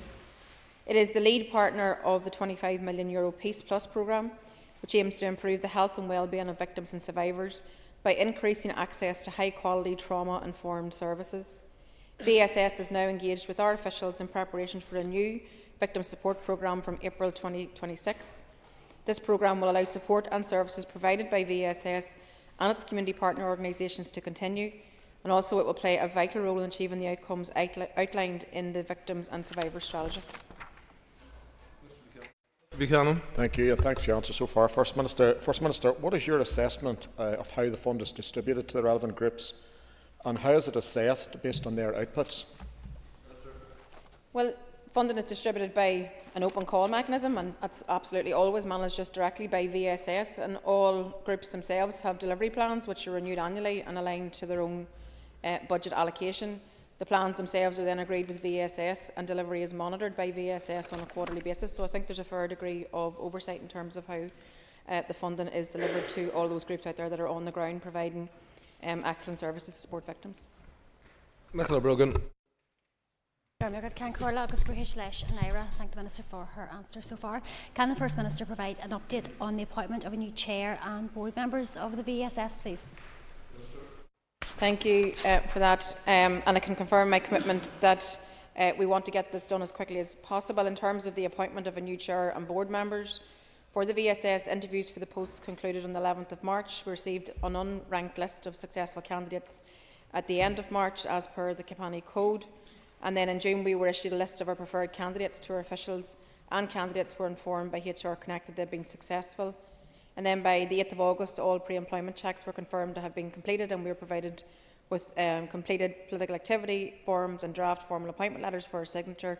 Again, that's a requirement by Capani. So I hope that the successful candidates will take up their posts without further delay, and that will ensure that VSS continues to do the great work that it does and has a full board and its court at all times. My commitment is to get this done as quickly as possible. Paula Bradshaw. Please. We are pleased to advise that the Deputy First Minister and I will shortly be meeting with the candidates who have been deemed appointable by the selection panel. The appointment of a new Commissioner is essential to inform the development of policies and to help ensure the longer-term needs of victims and survivors are represented by a strong, independent voice. As we have previously informed members, the appointment process is regulated by the Commissioner for Public Appointments, and as such it must comply with the Code of Practice for Ministerial Public Appointments. Ms. Bradshaw. Speaker, and thank you, First Minister. I suppose I asked the question in the context of the work of the Northern Ireland Office, UK Government at the minute around the replacement to the Legacy Act, and I just feel that this Commissioner and the people that he or she works with will have such a pivotal role in terms of what should be coming forward in terms of amendments to that. So I'm just wondering if there's any talk about that being specific to this role. Thank you. No, I think we've got an opportunity, and as I said, we're at the end stage of the appointment process, and the Deputy First Minister and I will be interviewing in the coming weeks, and I think that allows us then to make a successful appointment and let that person get on with doing what they believe is right in terms of the needs of our victims and survivors community here, and I think that's really, really important, as the member is very aware in her role as committee chair. I mean, the role of the Commissioner is so vitally important, particularly in terms of advocacy, history and education, and also young people, and it's very much about improving the lives of victims and survivors, but it's also equally about making sure that the services that are in place at this moment in time are always fit for purpose. So there's a huge interest for the new appointee, but I look forward to us getting to the point where we're able to make that appointment as quickly as possible. Shane. I welcome that a public recruitment competition for a new Irish Language Commissioner has commenced. Would the First Minister agree with me that would be hugely welcome development among Gaelegori and the Irish language community in general, and represent another step forward in building a society underpinned by rights and respect for all? Yes, to the member. Yes, I think it is a significant milestone, the fact that they are now out for appointment also I think it's something that's very much appreciated by Gaelgorey. There's no doubt the influence of the Irish language can be seen in every corner of life. Yesterday was a good example of that on St Patrick's Day. All the celebration right across every corner of society, community groups, media, arts, education, politics. It's very much a living language and very much everywhere is Teanga Bio, Ian Gaeilge. But the Irish language does belong to us all, and for my part, I want to continue to work hard to promote its development, but also to build on the real and tangible progress that we have made in our society. I can also confirm that, I'm very glad to confirm that the other competitions to recruit the Director and other members of the Office of Identity and Cultural Expression and the Commissioner for Ulster Scots and Ulster British Tradition are now launched as well. And each Commissioner will play a leading role in enhancing and protecting the language in our public services and everyday life. So I look forward to that coming to fruition as we seek to build a society that's underpinned by rights and respect for all. And I should just add, in terms of, in the vein of Commissioners, we've also launched the Commissioner for Older People, again, something that was very much welcomed, and I know that members of the House would want to welcome that also as well. Justin McGilty. First and Deputy First Minister, when previously asked about the appointment of a Commissioner for Victims and Survivors, we were told it would be early next year. Now that we're into the third month of the year, can you confirm that there will be an appointment before summer recess? As I said in my initial answer, we are now at the process where we're able to move to interview stage. So we're very close, we're very much at the end of the process, and I look forward to us getting the appointment over the line and getting it announced in the coming weeks. Thank you very much, Mr. Speaker. Question number 5. The establishment of a memorial is the final outstanding recommendation of the Hart Report, and we remain committed to its implementation. Following our engagement with the 4 main victims and survivors groups, we are pleased to confirm that there is support for fulfilling this recommendation through a memorial plaque here in Parliament Buildings. We will be writing to the Speaker seeking approval to progress this and are grateful for his support to date. We also recognise that some survivors wish to see a broader programme, including localised memorials. Officials have spoken to local authorities, and we've also sought input from representative groups and those that are not associated or affiliated with any particular group. And once potential locations are confirmed, we're going to work with the Arts Council on ensuring that the views of victims and survivors are very much central to designing the memorial. Mr. Dixon. Thank you very much, and thank you, First Minister, for your answer to the question. Minister, given that some of those groups, as you've said, are not happy or comfortable with the proposals, can you indicate to us just how your office will take into account the sensitivity and breadth of concerns expressed by victims and survivors? Minister. I can assure you that we'll do everything that we can to make sure that their views are taken on board. These are people that have been failed at every turn over the years, and it's important that we get this right. And we've committed, both the Deputy First Minister and myself have met some of the groups, we've met individuals, and we want to continue to engage with them because their voice is absolutely crucial, and we must get this right in terms of this remaining part of this jigsaw in terms of the memorialisation. So I think we're making some strides forward in terms of the memorialisation in this building itself, but then there's that wider area where we're going to work with the Arts Council to look at what other form of memorial would be appropriate, because there are differences, as the member has recognised. Some feel like an education programme perhaps is the best way to go. Some feel that plaques are appropriate. Everybody will have a different view, but we must make sure we have a forum where everybody's view will be heard, and I can give you that assurance. That's the determination of the Deputy First Minister and myself. Linda Dillon. Ceann Comhairle, thank you, First Minister, for your answers, and I'm glad to hear that there is intention for a wider programme. Can you detail how the victims and survivors will be, how their voices, you will ensure how their voices will be heard and that they are engaged right throughout that widening of the programme? Sure. Yeah, so as I said, both the Deputy First Minister and myself have met with some of the groups because we do want them to know that they are being heard in our office, and that as we advance the memorialisation, that we're doing so in a way that is something that's going to be received well by themselves, and it makes a difference to themselves and their own experience. So we are going to ensure that their voices are heard. We're going to, as I said, we've made a progress here in this building, but in terms of next steps, officials are going to continue to engage directly with victims and survivors through the representative groups, but also through direct outreach to those that are not affiliated with any of the groups. But we also envisage that the additional element to all of that will be that the Arts Council itself will provide a structured forum for victims and survivor input. So therefore they get to help to shape what is the final memorial and what it might look like and what form it might take, what the wording may perhaps be. So they will be part and parcel of helping to shape memorials in a way that reflects their own personal experience and their own wishes. So I think that we would hope that that sort of broad approach will be the best way in which we can ensure that the widest possible range of voices are heard as we develop these plans further. John Buckley. Thank you, Mr. Speaker. Question number 6. Minister.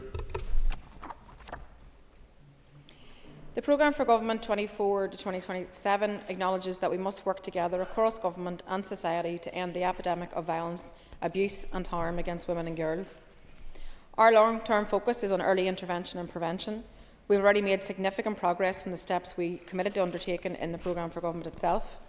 We've launched the EVOG Change Fund, representing a £3.2 million investment for community and voluntary sector organisations, and also grassroots communities in partnership with local councils. We've also launched the Power to Change campaign with partners in Justice and the PSNI to challenge unacceptable attitudes and reduce harmful behaviours of men and boys. We've also established key sectoral working groups to improve outcomes for women and girls in educational, workplace and social and nighttime settings. Through the SBRA Challenge Fund, we've invested in organisations to explore how to use technological innovation to improve understanding and prevention, and also to improve the safety of women and girls everywhere. So we're going to continue to work with executive colleagues to support delivery and communications, as well as advising on innovation and good practice. Mr. Buckley. Thank you, Speaker. I welcome the strategy which aims to protect women and young girls from violence. Today's society poses many real threats to women and young girls, including from those biological males who masquerade as females. So can I ask the First Minister, does she share my concerns, and indeed the concerns of many women in our community, and the common sense view that biological men, should not be able to compete in female sport, and that female safe spaces, particularly female changing rooms, should never be accessible to biological males, no ifs or no buts? Look, I'm not going down this route. What I will say is that our strategy, which you've asked me a question in relation to, is very much about ending violence against all women in society.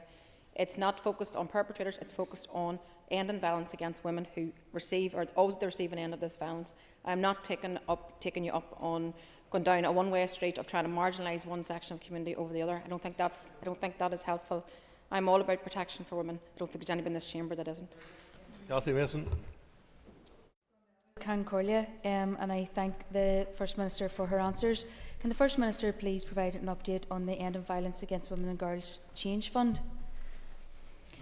Yeah, thank you to the member for the question. So I can confirm that the £3.2 million has been allocated to the Change Fund, and that comes under 2 different strands of work, both of which launched in January and will assist both local groups and organisations, as well as 8 community and voluntary sector expert organisations in their work to end violence against women and girls.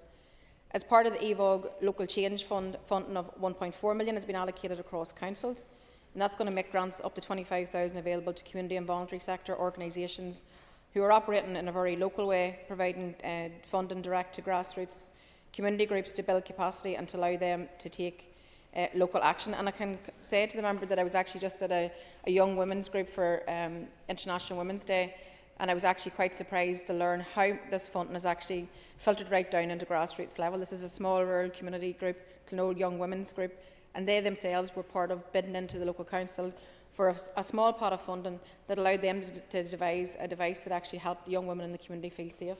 And I felt so proud that a strategy that we have agreed on this chamber actually was making a difference on the ground with young teenagers and young women and young men who were talking about, across society, talking about violence against women and girls. But these young women's group had actually devised something that was funded through this programme. To me, that's something at a very high level strategy working in action, and I was very proud of that piece of work. and to see that happening. But across all of our councils, the applications are open until the end of this month, and delivery is going to be commencing from April 2025. And we've also announced the 1.2 million investment under the EVOG Regional Change Fund on the 21st of January, and that funding again is going to be available up until the end of March 2026, with support and partner with 8 community and voluntary sector expert organisations who are already leading the way right across the north in terms of preventing violence against women and girls. Additionally, we have provided 600,000 across the level local council areas. Your time's up to Sorry, answer this. okay, thank you. So anyway, there's lots of work happening on the ground, and I can see our strategy filtering right onto the ground, which is more important. Cara Hunter.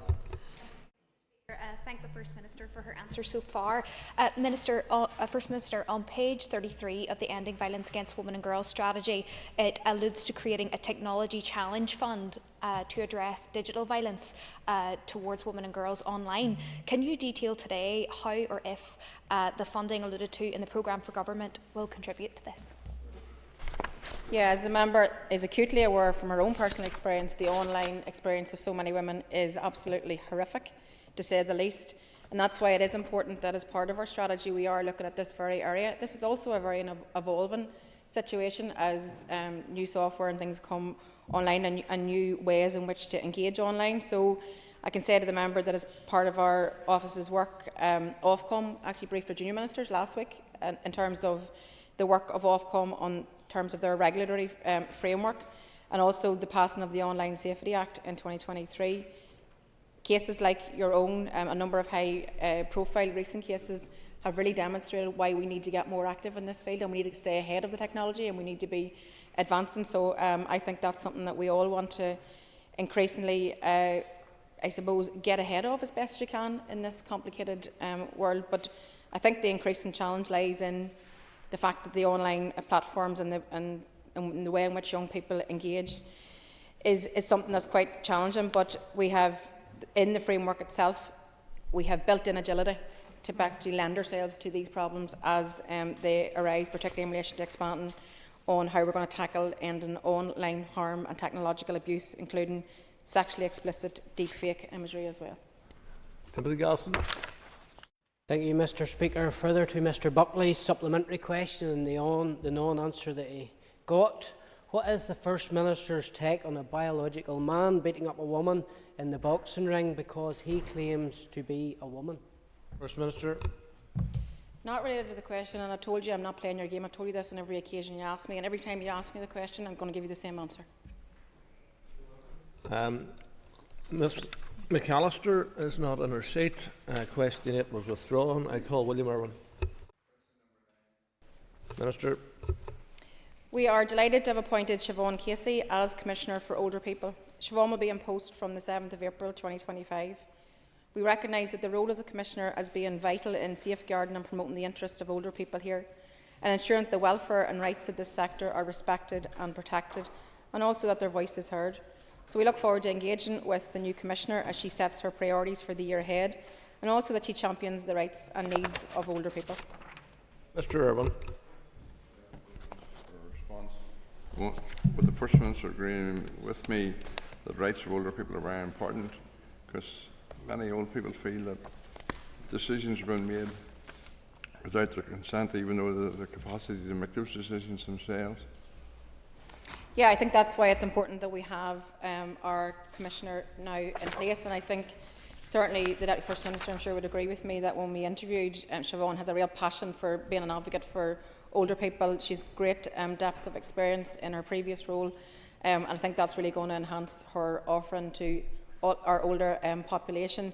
The role of the Commissioner is quite wide in promoting an awareness of matters relating to and safeguarding of older people, challenging discrimination, promoting positive attitudes. And I can tell you that from my experience of the interview, the calibre of Siobhan coming forward is going to be somebody who is going to be energetic on behalf of older people out there in society. Mr. Clark's not in his place. I call Steve Egan.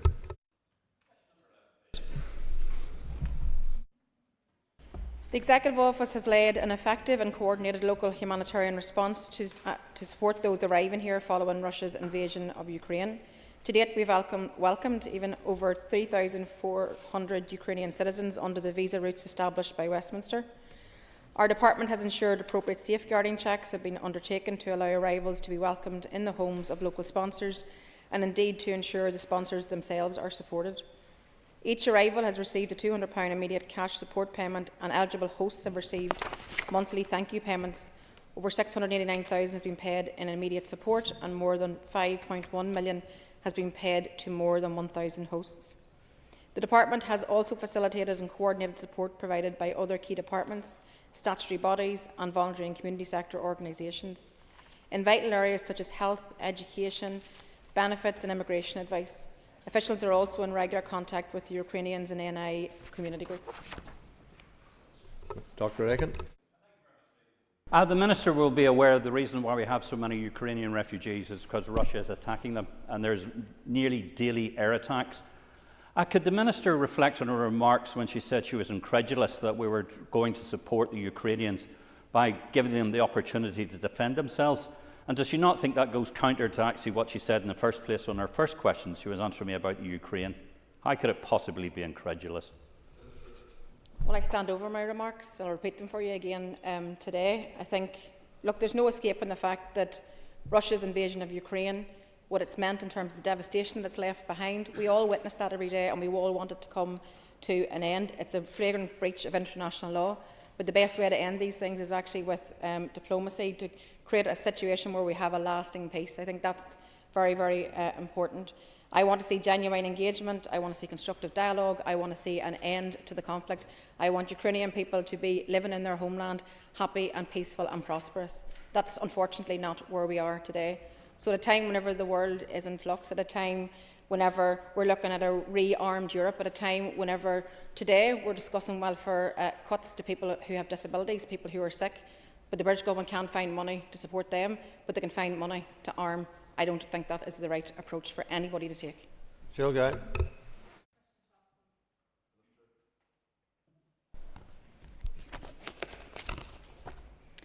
We recognise the immense economic, historical and reconciliation potential of the site and are committed to working with the Maze Long Cash Board to maximise those opportunities for the benefit of all. The Board met with the TEO Permanent Secretary on the 27th of February 2025, and since that meeting we have received advice from officials on the options for the Board and also for the immediate priorities. That's currently under consideration in our office, but no decisions have been made yet in terms of the future of the site. Mrs. Guy. Thank you, First Minister, for the answer. Have you presented with options for the MLK Development Corporation on a way forward, and have these been considered, and what are the next steps with that? Sure. Yes, so just as I've said, we've just recently received some information, particularly in terms of those specific options, and we have to meet then with our Permanent Secretary to discuss these, but as I said, no decisions have been made at this moment in time, but this is something that we have to discuss because we have to, as I said, politically, or before in this chamber, what we need to see is a political agreement in terms of what I think is the enormous economic potential of the site. You know this, I know you agree with that. I think many others here agree with that. Also, I think it could be a game changer for our local economy, so I hope that we can get to the point where we have a political agreement, and I hope that we can get the site opened up in a way that will bring huge benefits to our local economy. Mr. Brett's not in this place. Call down Armstrong. And First Minister, can I ask you question 14? Thank you. We're flying through them today. The Executive faced significant challenges setting a budget for 24-25, and the financial position remains very difficult due to the interim fiscal framework. We therefore have insufficient budget, and conversations are ongoing regarding this. As a consequence of this, the departments are all facing tough decisions to manage their budgets and to live within their funding allocations. This year we had to agree a 24-25 budget ahead of the programme for government to make sure that departments had the certainty needed to run public services. This enabled the department to plan ahead to deliver our joint priorities, and then over the last 12 months the Executive has delivered significant outcomes for workers, families and communities, including public sector pay, improvements in childcare provision, a strategy to end violence against women and girls, among much more. Equally, we know that there's an awful lot more still to be done across the remainder of this mandate, and we want to continue to build upon what we have been able to achieve for people in this first year. The draft budget itself was agreed on the 19th of December, and the consultation on this closed just last week on the 13th of March. and it's now for the Executive to agree its final budget and work together to develop and agree the detailed policies as we move to delivering the commitments which we've all signed up to in the programme for government. That brings us to the topical questions for the First Minister, and I call Matthew O'Toole. First Minister, was it right for you, the Deputy First Minister and others to create the expectation that people who lost power as a result of Storm Éowyn would receive compensation, given those hopes have now been dashed?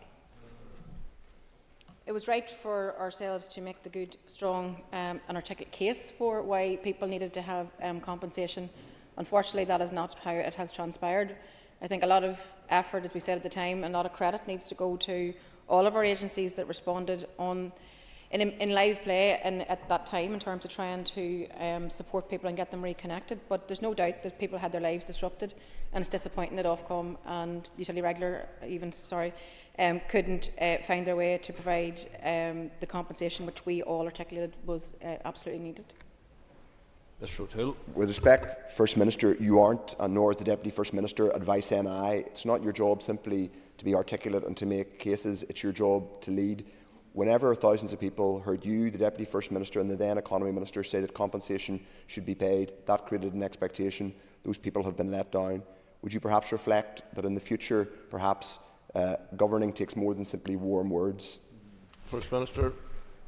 I will not apologise for standing up for people.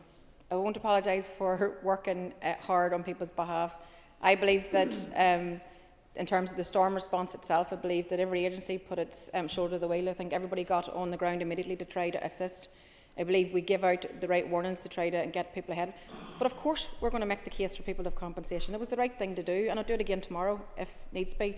But let's work to ensure that where lessons are learned, and for future storm, which we know, just given climate, that is where we will unfortunately inevitably be. And we need to look at how we can best support people at times of crisis.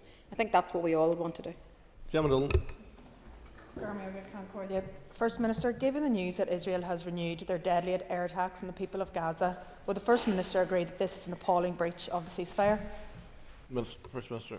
Yeah, I think that last night's airstrikes in Gaza were nothing short of a brutal and inhumane assault on people who are defenceless. These are people with nowhere to go. These are people with no roofs over their head. These are people with no food in front of them.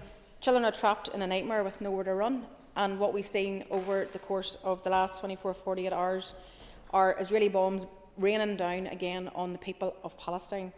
For the love of God, what and who could ever think that this is remotely acceptable? And it's a gross failure of leadership and utterly reprehensible that world leaders are standing by. World leaders, including in the United States, standing by and nearly in some ways cheerleading what Israel are doing in Palestine. So I think that what we've witnessed over the course of the recent day has been another act of genocide on the part of Israel, another act to murder and kill and maim the Palestinian people. And I again appeal to the international community for everybody to put their efforts to the fore again. It's now time to act. We need to see a resolution for everybody in the Middle East. We need to see a resolution which is a two-state solution and something that will give peace to both Palestinians and Israelis. Thank you, First Minister. The Palestinian people in Gaza have endured horrendous slaughter at the hands of the Israeli occupation forces, in particular over the last year and a half. Would you agree that Israel needs to stop their attacks and respect the ceasefire? Yes, I call on the Israeli government to reinstate and to respect the ceasefire that was achieved. But the international community, including Britain and in Dublin, need to ensure that all pressure is exerted to avert what is happening right now. Israel just can't be allowed to continue to breach international law and to annex the Palestinian people and to basically to attack them day and daily. It just can't continue. Where are the international community at this moment in time when the Palestinians need them? Alan Chambers. The First Minister gave her initial assessment of the benefits of the visit to Washington last week by a large Northern Ireland delegation. Well, as the member is aware, I didn't attend Washington last week, but I can tell you that for reasons that I've just referenced, because of the situation in Palestine, because of the stance of the US administration, and because I simply will not turn the other way when we see such a breach of international law and the genocide of the Palestinian people. And I'm telling you all, whenever everybody will reflect on this period in time, and there'll be those that decided to look away, and there are those that didn't, I would be proud to say I did not look away. But I believe we can make that principled position, but also work to promote our local economy, which I'm glad that we were able to do over the course of the recent week. It showcased ourselves as a great place to live, to work, to invest, to study, and we very much took that message when the Deputy First Minister and I led a Chamber of Commerce delegation when we went to mark the first anniversary of a Memorandum of Understanding with the North Carolina Chamber. And that itself was an opportunity for us to promote our vision for our economy, and also to say that we are such a fantastic place with such innovators and such world-leading businesses. And it was a sense of pride, actually, I think, for the Deputy First Minister and myself to lead such a strong delegation of local business people. And it gave us an opportunity to also extend an invite to the North Carolina Chamber and their political representatives to come here at some stage, hopefully this year also. That will allow us then again to further those relationships that we have built. And as you know, the Deputy First Minister then went on to Washington and carried out a whole programme of events, and again with those messages in terms of us being a great place for investment and a great place to, with great agility and a small community that actually can be very much the world leading in the fore of many, many areas. Mr. Chambers. Focusing on the economic benefits, would the Minister agree with me that her full attendance in Washington in her position as a First Minister for all would have added value to the visit? I'm content with the decision that I made, as I'm sure the Deputy First Minister is also content with her own decision. And can I thank the First Minister for the principled stance that she took in terms of the events that she didn't attend, but in terms of following on from the previous speaker, can the First Minister maybe outline in detail her recent trip to North Carolina? Yeah, as I said, it was a real pleasure to visit North Carolina with the Chamber, and for us to have the opportunity to lead that delegation of local business leaders, where we had the chance to set out our stall to some of the world's leading businesses. We took this opportunity to showcase the strengths of our economy, and we do have a really, really good story to tell, and a very, very positive story to tell. An incredibly talented workforce. We made the case for why they should invest here at home. Some of the businesses that travelled on the delegation are world leading in innovation and the work that they do. So it was very much about attracting major investment. It was about creating those better jobs here. And it was about delivering exciting opportunities for people, because that's a priority which we've set out in our programme for government. So I think North Carolina was absolutely well worth doing, and I look forward to other international visits that align with what we're trying to do for our own local economy here. Mr. McGuigan. I asked the First Minister, will she continue working to promote the North as a vibrant place to live, work and invest in? Yes, I am absolutely determined, as is the Deputy First Minister and our entire executive, I believe, to continue to promote our wares here, to sell what we have on that international front, because we have great people, we have a happy population, we have a talented workforce, we have a young, strong cohort coming out of our universities. We just have a very skilled population base. So the story that we tell is a good story and something that resonates very well on that international stage. So I think when we look towards the future, growing our economy, we look towards what are our opportunities. We equally look towards what are our challenges, and tariffs is probably up there with those at this moment in time. But I think the enormous opportunity that we have ahead of us in terms of creating more jobs and bettering people's lives, because we have that unique access to both markets, both the European and the British markets, and we have a thriving all-island economy. So all those things puts us firmly on the map as a great place to live and to invest and to do business, and that's something that I am wholly committed to. So I hope that we can continue to keep working together to maximise all of this potential, and I've no doubt that we will do so. Colin McGillivray. First Minister, the British Government have just announced a series of cuts to welfare payments, particularly focused on disability payments, causing massive concern, rightly so, including for people who rely on those supports. Will the First Minister commit to raising this issue with the British Government? Yeah, I haven't seen the full detail, but I know it's been announced, and I think, yes, absolutely, we have to raise this issue with the British Government. I'm sure the Department of Communities will likewise be wanting to raise these issues, because I think that this is yet again more of the same from this government in London, who are reaching constantly for those people who need our support more than others. These are people that have brought in the national insurance hike that's going to be so detrimental to our local businesses. These are people who have cut the winter fuel payment for pensioners, and now they're reaching for people with disabilities and those that are sick and vulnerable in our society. I mean, these are political choices being made in London that are impacting detrimentally on our lives here, and we don't have a say in that. So I think that targeting the most vulnerable in our society through these punitive taxes is clearly a political choice in London, but it does not serve the interests of our people here. But I can assure you that, yes, we will take every opportunity to raise these issues with the relevant people in London. Mr Gildernew. Cormac, and does the First Minister also agree with me that the levels of funding supplied from the British Government to the Executive are simply not enough?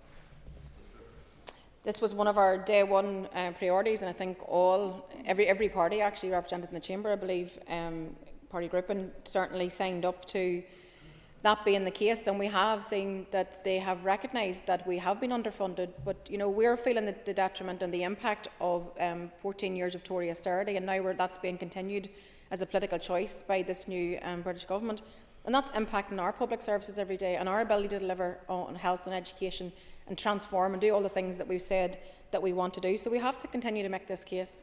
We have to continue to build the case for why we need a proper funding model. We're not asking for special treatment, we're asking for what is appropriate. The people here pay taxes, they pay their national insurance, they deserve good public services. So we have to continue to make this case to the Treasury in London and ensure that our voice is heard. I think we can reflect on the fact that we have made some progress here, but I do think that we have certainly got a long way to go to ensure that we have proper funded public services for the people that we all represent. Question 6 withdrawn. I call Nicola Brogan. Concordia, it was great to see the First Minister speak and attend the Women in Business Awards last week. Does the First Minister agree that women are leading the way across our society? Yes, it was a great initiative. Women in Business Awards is always such a positive event, celebrating all that is great, all the innovators right across the business community. And I have to commend the women in business themselves for the work that they do to support women, to ensure that they have the skills in which to step forward, whether that's to be an entrepreneur, a social economy, or even just to do better in the career that they're in. But when we look across society, we can reflect on so many positive changes that are evident in this chamber itself. The number of women in politics, I think, is something that's something that we can point to as progress. You look around the executive table, likewise, I think we can point to that as progress. And I see it every day in all the engagements. You can see women leading from the front in all areas, and in particular on this occasion it was about the celebration of women in business. Ms Brogan. Thank you, Mr Speaker. Will the First Minister recommit today to tackling issues facing women and girls in our society? Yes, I can. You may have seen at the weekend, writing in the Irish Times, Justine McCarthy wrote, "Misogyny is killing women, but it is sexism that facilitates it." And I think that is a real wake-up call. Together, we have to break the cycle of violence and support those women and girls who refuse to be silenced. And all of us in this chamber have a role to play in doing that, in confronting, challenging them, or challenging where we see it, confronting and exposing it where we see it. This thing that's called casual, everyday sexism, there is nothing casual about it. That's why from day one this has been a priority for our executive, and our strategy tackles the root causes of this violence. Very much is all about prevention. And as I said, I think that's going to have a positive and lasting impact for our wider society here. But we'll do this whenever we work together. All of the parties of this chamber, working with our partners out there across society, we need to do everything that we can to break down barriers, to challenge the sexism where it occurs and the misogyny where it occurs. I'm certainly committed to that, and I know that members elected here are also up for that too. Honourable McMurray. Thank you to the First Minister. The Executive Office report Ending Violence Against Women and Girls documents attitudes of 16-year-olds in Northern Ireland and the prevalence of adverse childhood experiences. What role does the First Minister feel that the Executive Office has and tackling all such adverse experiences? First Minister. I'm not sure I picked up the question right, so if I didn't, given the time, if I didn't, I will write to you to confirm. But I mean, I think one of the beauties of our strategy itself is the fact that so many partners came together to devise the strategy itself, including those groups who work with young people. I think that's what you referred to, Andy. I'm sorry I didn't quite hear you properly. So I'll check the Hansard and I'll write to you. But I think you were asking about adverse incidents and how we can change that. The beauty of the strategy itself is that it's agile as well, so we can respond to issues as they arise. So if we pick up information that's not reflected in the strategy, we can adapt. And if that's not what you asked me, then I will write to you to confirm. Time was lapsed.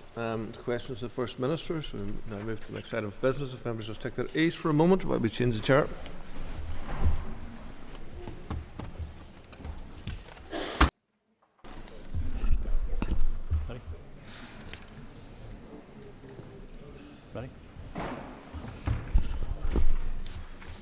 Ladies and gentlemen, thank you. The next item of business is the resumption of the debate on delivering an Irish language strategy. And the next person to speak is Doug Beattie, who's winding on the amendment. And Doug, you have up to 5 minutes. Deputy Speaker, the Ulster Unionist Party believes that the Irish and Ulster Scots language and culture should be respected, promoted, funded and cherished. They are as much ours as they are anyone else's. I remember attending a Turis Awards event with Linda Irvine a while back and handing out awards to those who had achieved various levels of speaking the Irish language. It was a genuinely warm event. It felt inclusive. And for those who were receiving their awards, who were not put off by my poor attempts at speaking Irish, really looked happy with their achievements. Yet this amendment is about promoting the Ulster Scots element to this motion, and I hope the Assembly can support it.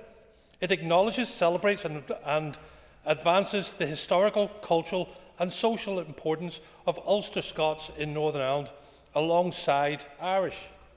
Visiting an Ulster Scots agency outreach programme near Londonderry, I heard about their rich cultural heritage, their music, their poetry and their film. Stories from the Loan, a series of 6 short educational films for kids to learn the language. The Forged in Ulster series of films, as varied as they were informative, because Ulster Scots is really key to what happens globally. Forged from Ulster series showed how Ulster Scots shaped the most powerful country in the world, the United States of America. No fewer than 20 US presidents have an Ulster Scots heritage. It was an Ulster Scot, John Dunlap from Strabane, who printed the first US Declaration of Independence, and an Ulster Scot, Charles Thompson from Maghera, who helped design the US Great Seal.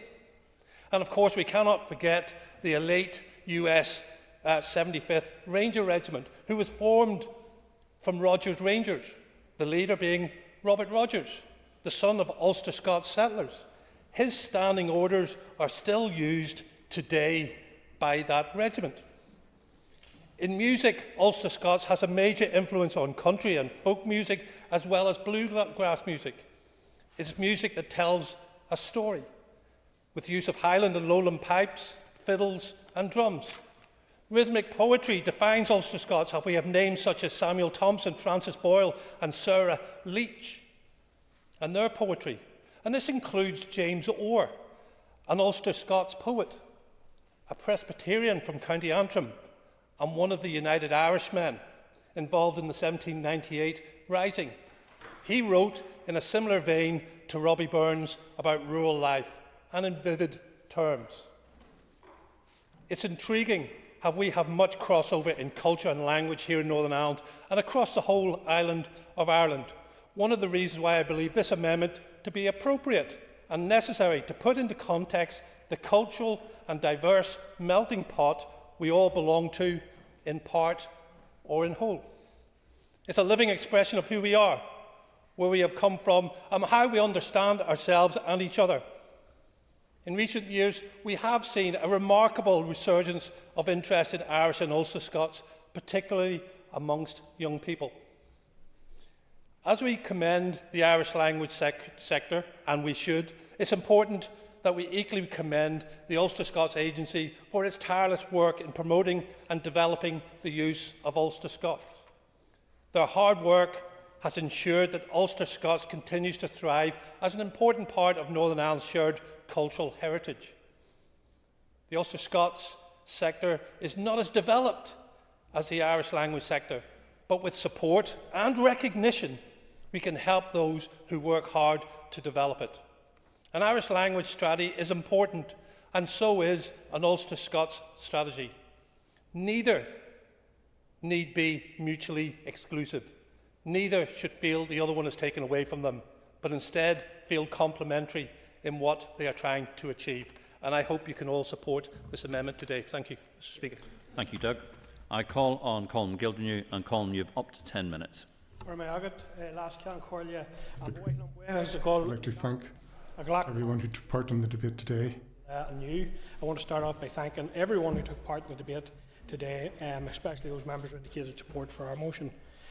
As a proud Gael, it brings me great joy to speak and to speak up for our native language here in this chamber, and to speak up for thousands of native Irish speakers whose dedication and hard work has kept our language alive and allowed it to thrive. This motion is being brought to acknowledge the vibrancy, colour, strength and dynamism of the Irish language at this time as we bring Seachtain na Gaeilge to a close. I want to also acknowledge the event hosted by Speaker Poots in the Seanad as part of Seachtain na Gaeilge, which very much underlined the importance and long-standing history of the language and indeed how it unites us across the north into Scotland and beyond as part of a rich shared history. I want to say thank you to all those activists who put so much of their time and energy into promoting and protecting our language. The Irish language, Acharja, is experiencing a significant revival in the north. More and more people are taking an interest in learning the language, particularly young people. The Irish language is more visible today than it has been for many, many years. Irish language signage is readily available in many of our council areas, and I want to welcome the progress made by my party colleague Liz Kimmins in developing a pilot scheme to have dual language signage in the Gaeltacht quarter of West Belfast. Yep. I thank my colleague for giving way, and I wonder would my colleague agree that countries all over the world have multilingual signs and they haven't collapsed into chaos, and perhaps the Minister should be more focused on delivering for all communities here instead of some imaginary linguistic bogeyman. Absolutely agree that we need to ensure all communities feel welcome, supported and appropriately developed, and that point was made forcefully at Communities Committee on Thursday when it was pointed out that some people belong to several different communities and have needs that the Communities Department are responsible for, and we need to see intersecting and progressive progress on these issues. So, yeah, go ahead. I listened to what the member said about dual language street signs, but does he not acknowledge that where residents in a survey have indicated that they do not want a dual language street sign, that should not be imposed against their majority wishes and also against the wishes of unionist representatives? That is actually only, if there was a forced through by nationalist representatives, that is increasing the perception of politicisation of the language. So, just to say, Irish language is already on signs all throughout Belfast. Belfairstia and Shankill, these are all Irish words. They threaten no one, and they should be embraced in the same way that they were embraced in this chamber throughout the week. I would also ask all parties in this chamber to condemn those vandalising and attacking dual language signs right across the north. I'd also like Lascan Corlia to place on record my appreciation for the current Marana Ha Biochana exhibition at the Public Records Office, which is celebrating the women that revised the use of the Irish language in the late 1960s and early 70s, setting up the first urban Gaeltacht and Gaelscoil, and indeed to commend those young women from College to Firsta who helped put this important exhibition together. The growth and strength of the language is organic and grassroots led. Many new Irish language schools are being established, which is a sign that the demand for Irish is very much growing. These schools will also be instrumental in increasing access to Irish medium education across the north.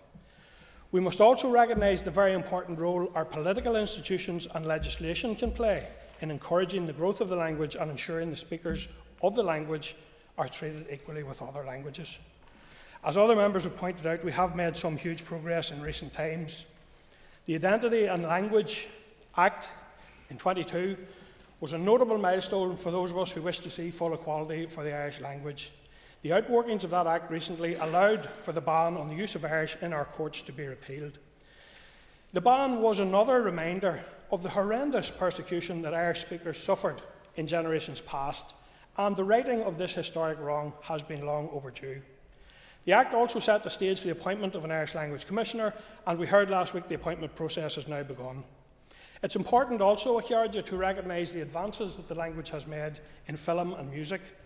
Artists like Kneecap are bringing the Irish language into the mainstream in a way we've never seen before through their music and their award-winning film.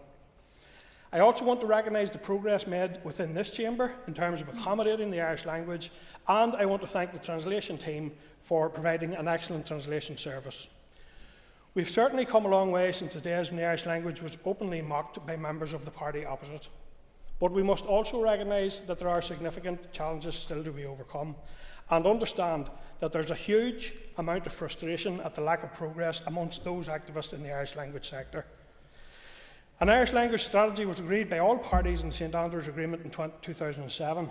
18 years have now passed and we still don't have the strategy in place, despite the fact there have been 2 successful judicial reviews. Last week, Conor na Gaeilge presented to the Communities Committee in what was a very powerful session. Regrettably, the Minister has refused to meet with Conor on 3 separate occasions, despite them being integral to the work of the co-design group. And Minister, in relation to the comments you made earlier, I have seen the letters where Conor wrote asking you, making it clear they wanted to speak to you about the strategy as well as funding issues, and also your reply making it very clear that you do not intend to meet with them. And I think that's a mistake. And I think, given that you are a member for communities, all communities, you should do that. That position, Minister, leads to a widely held view that you don't respect the Irish language or those people who cherish, speak and use it every day. I also would be very curious and keen to find out more about what you referenced earlier in terms of reappointing the departmental groups. I'm not aware of any precedent for that. I'm not sure what the purpose. Tyrone Arm. So, Deputy Speaker, I would be keen to understand what precedent, what the purpose of such a reappointment is, and how that will not simply be a further delay. Yeah, I give way. Further delay. In fact, what it will be is asking departments to reaffirm that the members that they have put forward are still the correct members, and importantly, wanting to make progress, ensuring that the members that are appointed actually have the authority on behalf of their departments to make the necessary decisions. And through the Chair, in light of that, what I then would like to know is what are the timelines and the deadlines for that process to take place to ensure that it doesn't act as a further delay. So I'd be keen to hear all that, but just to say, to underline, the Minister has a responsibility to demonstrate his respect as Minister for the Irish language and those who use it or wish to learn it, and to set out a clear timeline for when he will present a final draft strategy to the Executive. Way. All right. Appreciate the member giving way, and I have said from the outset that I fully respect the rights of others to engage in different languages, whether that be Irish or Ulster Scots, and I will continue to do that and continue to make progress. I would remind the member that having been in the office a year, he is throwing considerable criticism my way for the strategy having not yet been delivered. I note that there has been no criticism from him for the Sinn Féin members of his assembly group that held the ministerial portfolio from 2020 to 2022, longer than I have been in post, and they did not make any progress on these strategies. That might be something that he wants to take into consideration as well. And since he avoided the question that was asked by Mr Kingston, can the member tell us, does he agree that the views of a minority should be able to override the views of a majority in local areas? Because I think that when we're talking about respect for each other, it would be good for Sinn Féin to come clear and tell us what they actually believe on that.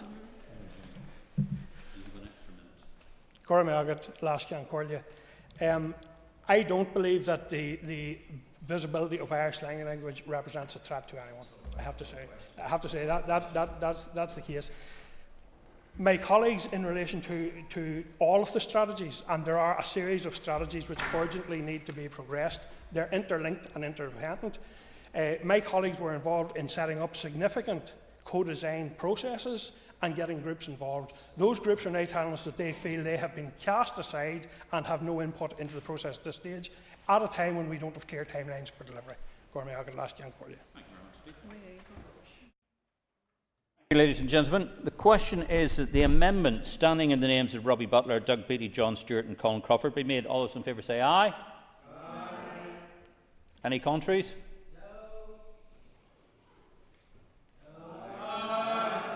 As I hear ayes from all sides of the House and only one no from Mr Gaston, therefore I say that the amendment is thereby passed. The ayes have it, the ayes have it. So therefore the question that the motion is amended be agreed. All those in favour say aye. Aye. Any contraries? No. Noted. The ayes have it, the ayes have it. Thank you very much indeed. Take your ease while we move on to the next item of business, which is the amendment. Is the adjournment. The question is the Assembly do now adjourn, and in conjunction with the Business Committee, the Speaker has given leave to Nicola Brogan to raise the matter of the Education Authority's published admission number allocations for community and voluntary playgroups in West Tyrone. Before we kick off, Nicola, I think it would probably be appropriate if we had the Education Minister present, because I don't think it would be much of a debate if he's not here. So if we can just take our ease, and I shall remain in the chair here until we have an Education Minister before us.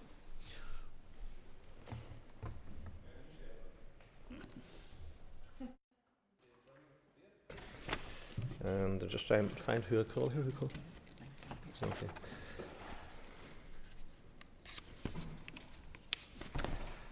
Yes. Item 6 in the order paper, the adjournment question. Sorry. The question is that the Assembly now adjourn in conjunction with the Business Committee. The Speaker has given leave to Nicola Brogan to raise the matter of the Education Authority's public admission number allocations for community and voluntary playgroups in West Tyrone. Call Nicola Brogan and you'll have up to 15 minutes, Ms Brogan. I'm really pleased to bring this here German debate to the Assembly on behalf of a number of community-based playgroups in West Tyrone, and I do thank the Minister for attending and responding to the debate this afternoon. So I want to take this opportunity to discuss a number of issues that are plaguing community and voluntary playgroups in West Tyrone. And while I'm speaking specifically about community-based playgroups in my constituency, it is worth acknowledging that these groups and other issues are being faced by rural playgroups and preschools all over the north. May I first of all take a moment to commend the excellent work of the teachers, group leaders, staff and volunteers within these groups. The service they provide is not only of the highest standard, but is absolutely vital to the functioning of safe, fair and thriving rural communities. Playgroups help prepare children for school, develop social skills and foster a sense of community. They provide local jobs, boost the rural economy and, crucially, they allow parents and women in particular to return to the workforce. There are multiple issues facing the sector that this Assembly has a duty to address: staff recruitment and retention, inequality in funding and pay scales, support for children with special educational needs, and playgroups in areas of deprivation. But the issue I would like to focus on today is to do with the Education Authority's rigid approach to pupil allocation numbers. Using attendance from previous years is perfectly reasonable. It is a perfectly reasonable way to estimate future attendance needs, but the key word there is estimate. Populations rise and fall, birth rates fluctuate, and just because a playgroup had 9 children last year doesn't mean that it will need space for 9 this year. That approach is perfectly fine to use as a guideline, but within it there must be some wriggle room for the realities of life. I have playgroups in West Tyrone approaching me to say that they've provision and demand for taking on 16 children, but have only been allocated 9 spaces this year. I have other groups saying that they've only been given 9 spots, but they have 10 first preference choices, and these children are all equally qualified and equally deserving. It's not as simple as saying that these parents should just find another playgroup. In rural areas like West Tyrone, that may not be so easy, and some may have to travel well outside of their village or town to attend another playgroup. Other groups may not be convenient for work, or the preferred group may have relatives who are also a part of it, or maybe a feeder preschool for a school that their siblings are at. These groups have tried to work with the Education Authority. Their commitment to their local community is such that some have even suggested taking on the extra child without EA funding. But despite these extraordinary efforts, the Education Authority has not tried to meet them halfway, but has instead responded by telling them that if they don't accept the lower allocation number, then they will lose all of their spaces for the year. This is simply an outrageous way to treat hard-working community groups to provide a vital service. So this afternoon I'm calling on the Education Minister to look into this issue as a matter of urgency, and I would further urge the Education Minister and the Education Authority to work with groups in West Tyrone to find the best possible outcome for preschools, for parents and most of all for the children of the area. Community-based playgroups in West Tyrone and right across our society play a vital role in our communities, and they do deserve to be supported both by the Department of Education and by the Education Authority. So I do hope that you can hear our calls today and work with playgroups and increase the PAN allocations, please.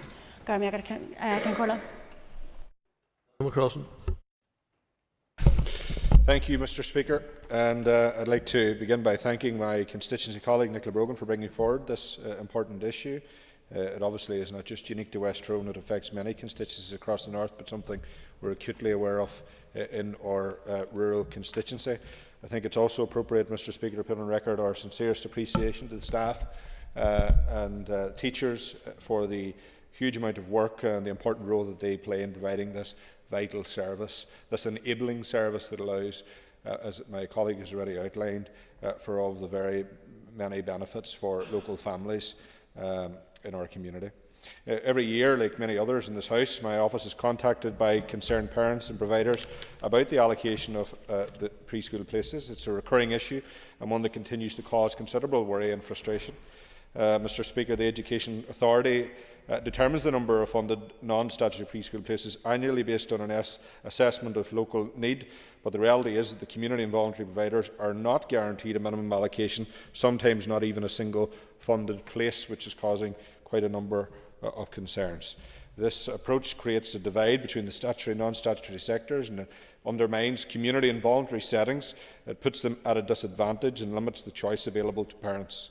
These providers are vital to our local communities. They offer trusted, high-quality early years education, often in areas where statutory provision simply does not exist. Yet they're left to struggle year after year in uncertainty to secure places and funding without any actual reassurance or certainty, without clarity and often without any fairness whatsoever. I do acknowledge that steps are being taken, that the Department for the Economy is currently carrying out a scoping exercise to assess business support needs across the early learning and childcare sector, and that we're expecting a report soon in that regard. I also welcome the increase in funding from £2,150 to £2,550 per child per year from September 2024, and the one-off payment of £100 per child, though small, is also recognition of the pressure that these settings are facing. But let's be honest, this is only part of the solution. What providers need is long-term stability and a fair, transparent allocation system.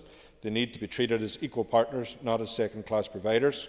And Mr. Speaker, already this year I have been contacted by several such providers in West Tyrone who are very frustrated and concerned, not just because of the number of places allocated, but because there is no transparency, in their opinion, about how those decisions are actually reached.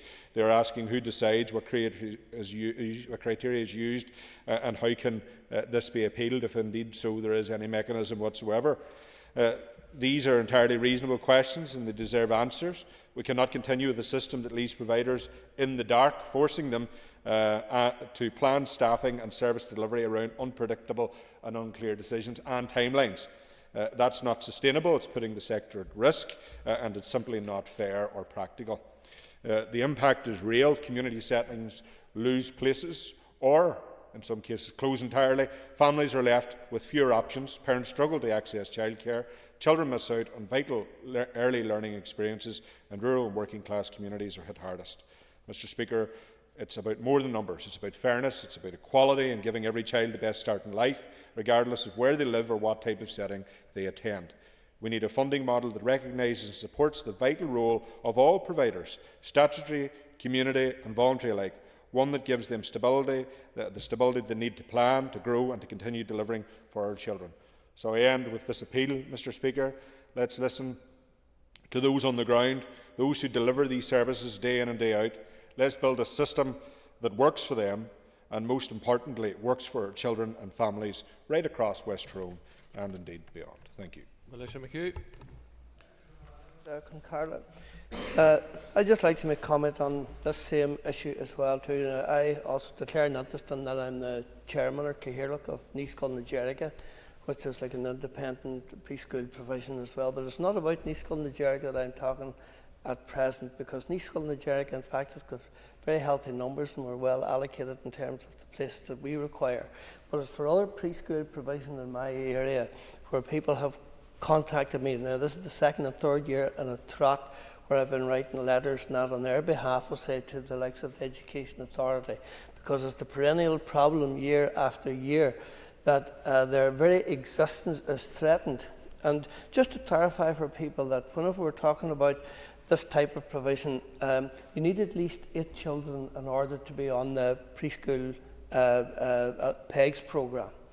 And that in the event of your location being capped at 9 children, you can see how precarious that is, that in the event of any year, we'll say that where you have maybe less than 9, that all of a sudden you find that you're threatened there in terms of not having enough numbers to stay on the preschool programme, on the PEGS programme. It's the PEGS programme that essentially pays for your teachers and that within this type of provision. So it's important that people are able to have the numbers there in the first instance that will sustain a PEGS programme. Now, 2 of my preschool providers within the Derg area, one in the Glebe and the other one in Clary, say year after year they have come to me in relation to the problem that they're faced there, not been able to increase the numbers in their preschool, even though there is without doubt the demand for places in their particular provision. And the demand for the places is as a result of smaller communities having that resilience and strength within themselves in order to protect that type of provision locally. Very, very often, because if it's not local, then you have problems in terms of travel to, we'll say, a bigger town, we'll say within 3, 4, 5 miles or whatever, and if there is no existing, we'll say, transport, we'll say, system for that, all of a sudden parents and that are under pressure. So it is important that we sort of embrace this issue and that we do make provision for people, we'll say, that they can attend the preschool or the I keep using the term preschool, not always is that just the correct term, we'll say, for it as such, but that what I do think of is that they should be accommodated and that the Education Authority need to think along the lines maybe of how restrictive that their conditions are at present. Because I find that whenever I would make application that to them in order to increase provision, I'm faced with the same sort of reasons. Unless it's a twin, right, then they will make an exception there. Unless it's for security reasons, they will make an exception there. If it's a child, we say, with special needs, they will make an exception there. But other than that, it's very, very limited, so that when it comes to families that traditionally have always gone along to one particular provider, then they find that their access is not just as easy as one might think that it is going to be. Because should that place be have more applicants and there are spaces available, all of a sudden they find themselves under pressure there. So I would ask the Education Authority to reconsider or to expand on that in terms of conditions that they will have in order to facilitate applicants. One final point to make on too, just before I do finish this. If a particular, we'll say, a provider does not get the numbers that they require, why is it that those places cannot be then reallocated to other providers within the locality?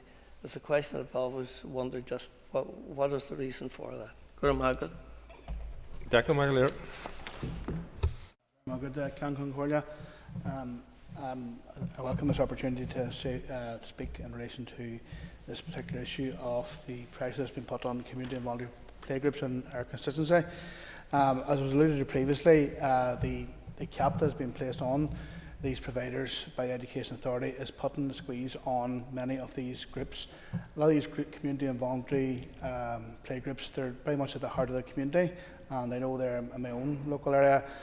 Like there's families who have been going there for generations, very much involved in the local community, very much, and also Many of the groups have contacted me have got outstanding inspection reports, and their ratio of 1 to 8 gives a very, very good learning environment. I think that these groups provide a vital service in local communities, particularly in deprived local communities, and also in rural areas. And it was touched on previously by a number of speakers that in isolated rural areas, this is the closest or maybe the only provider in that community. And for you to get another provider, you could have to drive some distance, and obviously we don't have public transport isn't as widely available in parts of West Tyrone and Fermanagh as would be in other parts. So just to conclude, like the groups that have making contact with us, they're telling us that the EA CAP is putting a squeeze on them. They need a more flexible approach from the EA, and they're basically calling for a level playing field with their statutory partners. Matheson.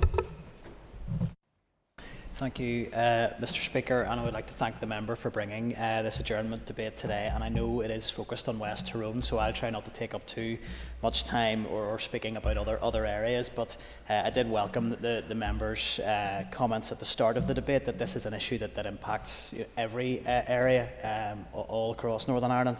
And I'm sure at this time of year, every member is getting contact, whatever area they represent, from preschools that are being impacted by how the policies around the PAN are applied.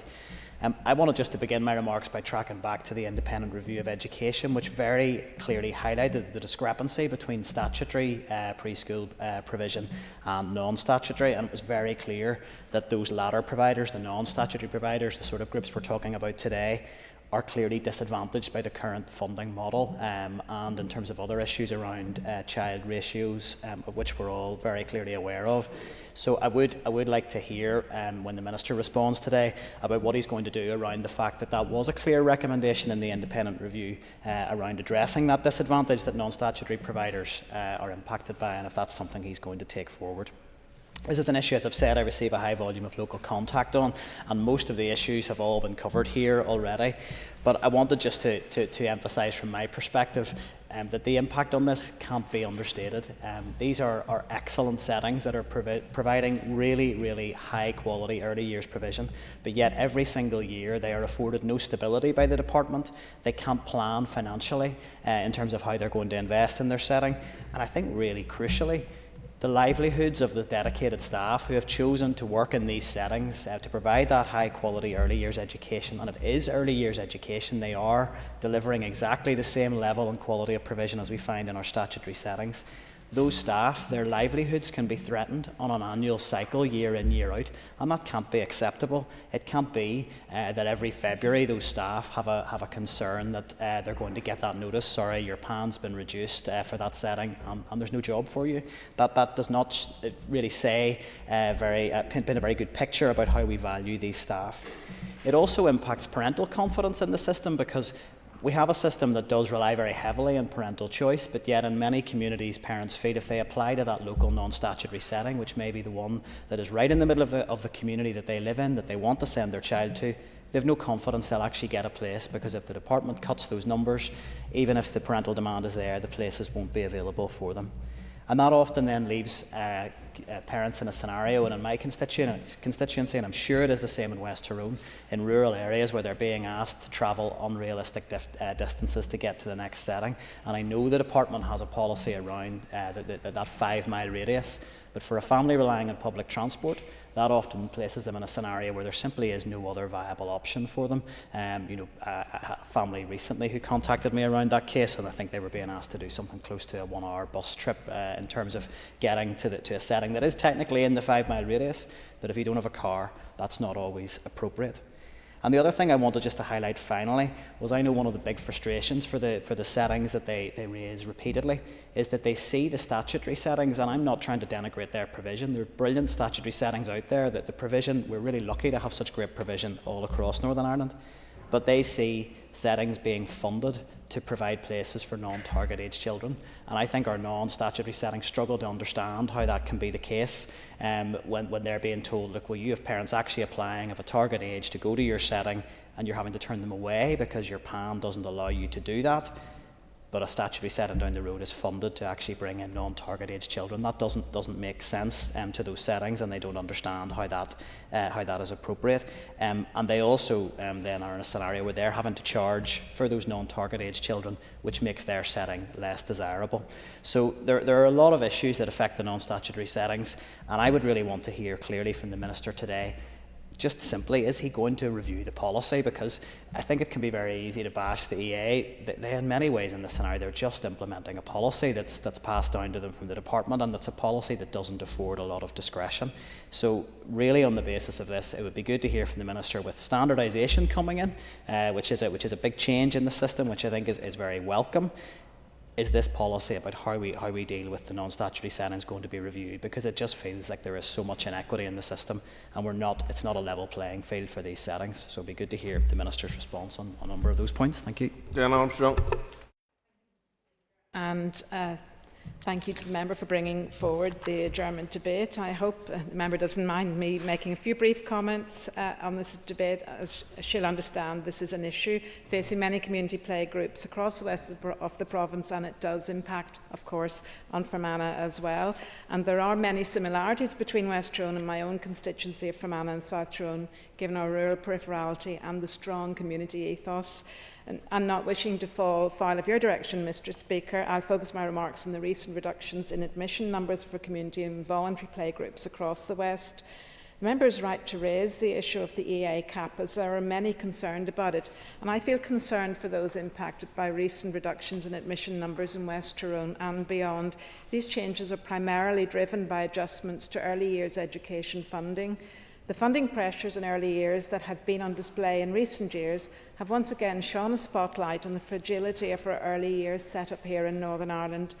I'm conscious that the Minister has a plan for early years education with the rollout of the standardisation programme, which I do support, but I am concerned that in order to pay for such a scheme, it will come at the detriment of the smaller rural playgroups.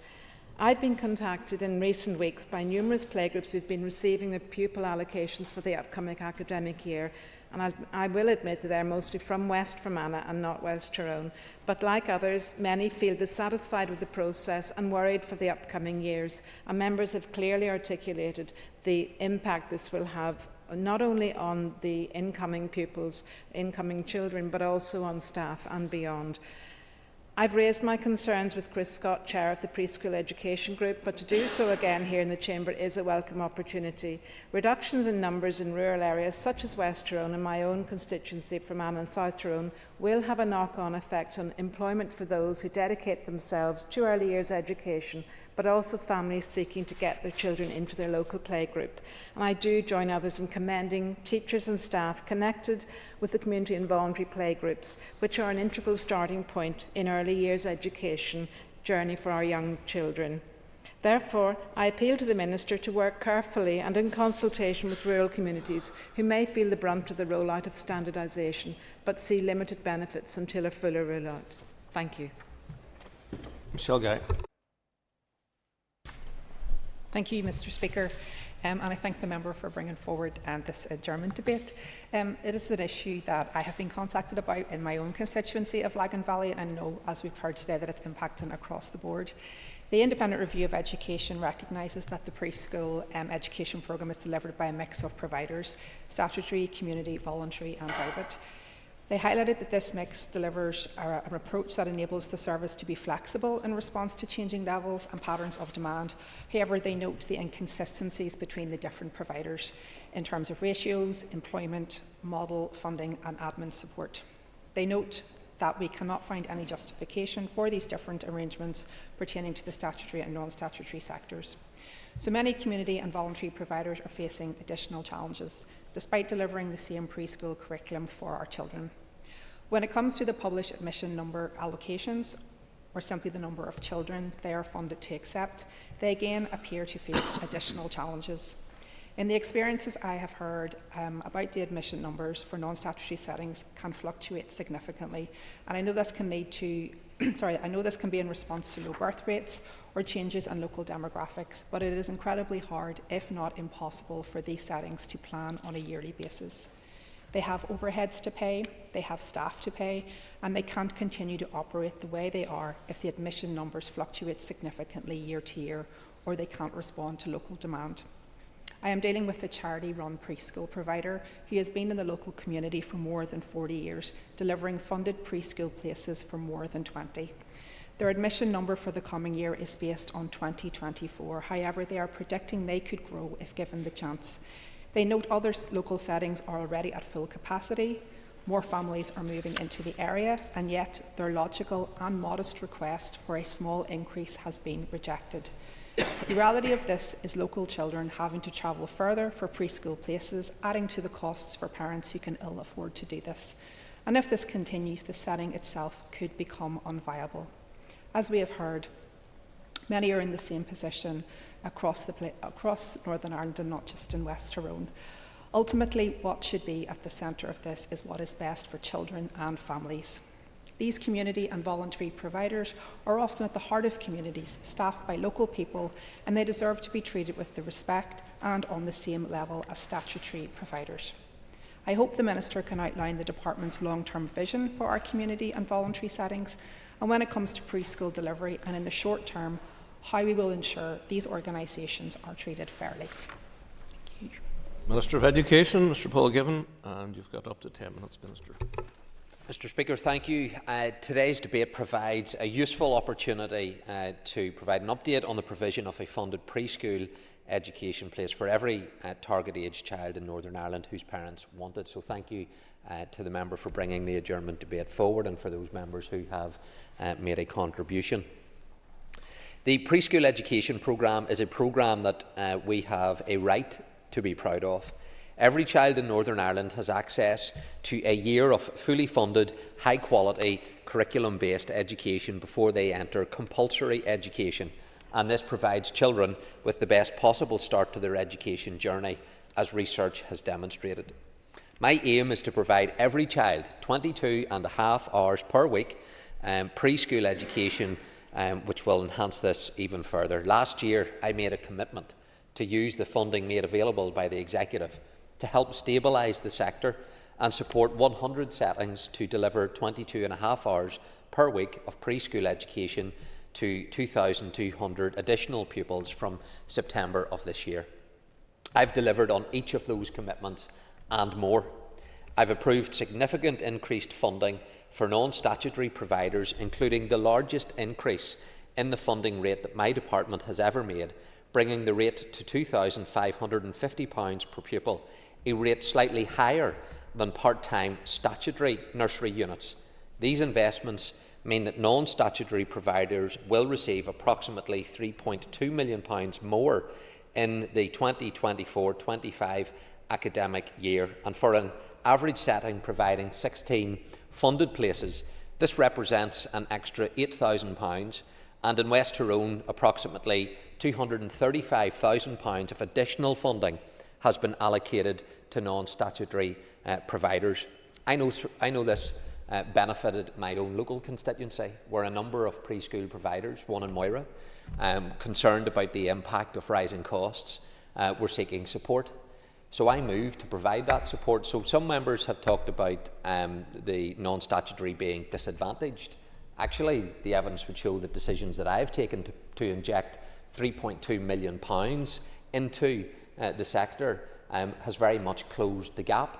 We have made significant progress, and I know that that was very much welcomed in terms of those settings within my own constituency, the intervention that I was able to make. And that was in addition to the £100 of a one-off payment that went to every setting in August of last year. I'll give way to Nick, yes. I thank the Minister for giving way, and I would want to acknowledge that extra funding that's gone in and that it was indeed welcome. But would you acknowledge that when it comes to the stability of those settings in terms of being able to plan based on the admissions numbers, you don't have the approved admissions number that a statutory setting relies on, that it does create real uncertainty and a real challenge in terms of making those settings viable in the long term? I think that's a valid point that has been brought to my attention in terms of the stability of the sector, but it also provides that flexibility to have a responsive system in place as demographics change, birth rates decline. We need to ensure then that we can respond, and that's what the programme provides by way of that flexibility, and I'll come to that particular point in due course. I've approved 106 preschool settings which will deliver full-time preschool education to over 2,500 more children from September. I've also approved 7 statutory settings to voluntarily remove 234 access places that were placing a strain on the education budget.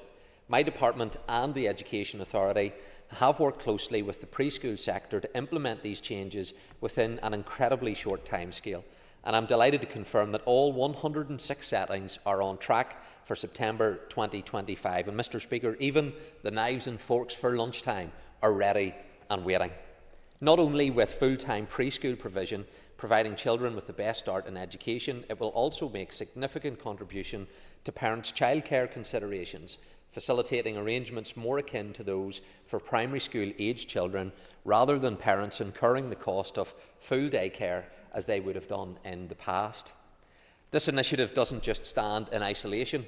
I've also introduced the Northern Ireland Childcare Subsidy Scheme, eligible working parents receiving 15% reduction on their childcare bills.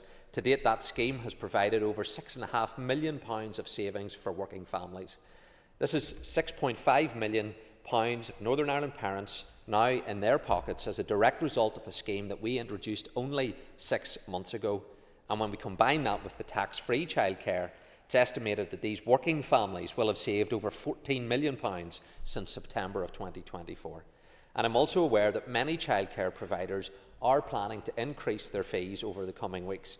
And in anticipation of this, I've already decided to increase the monthly subsidy cap for the scheme by 10%.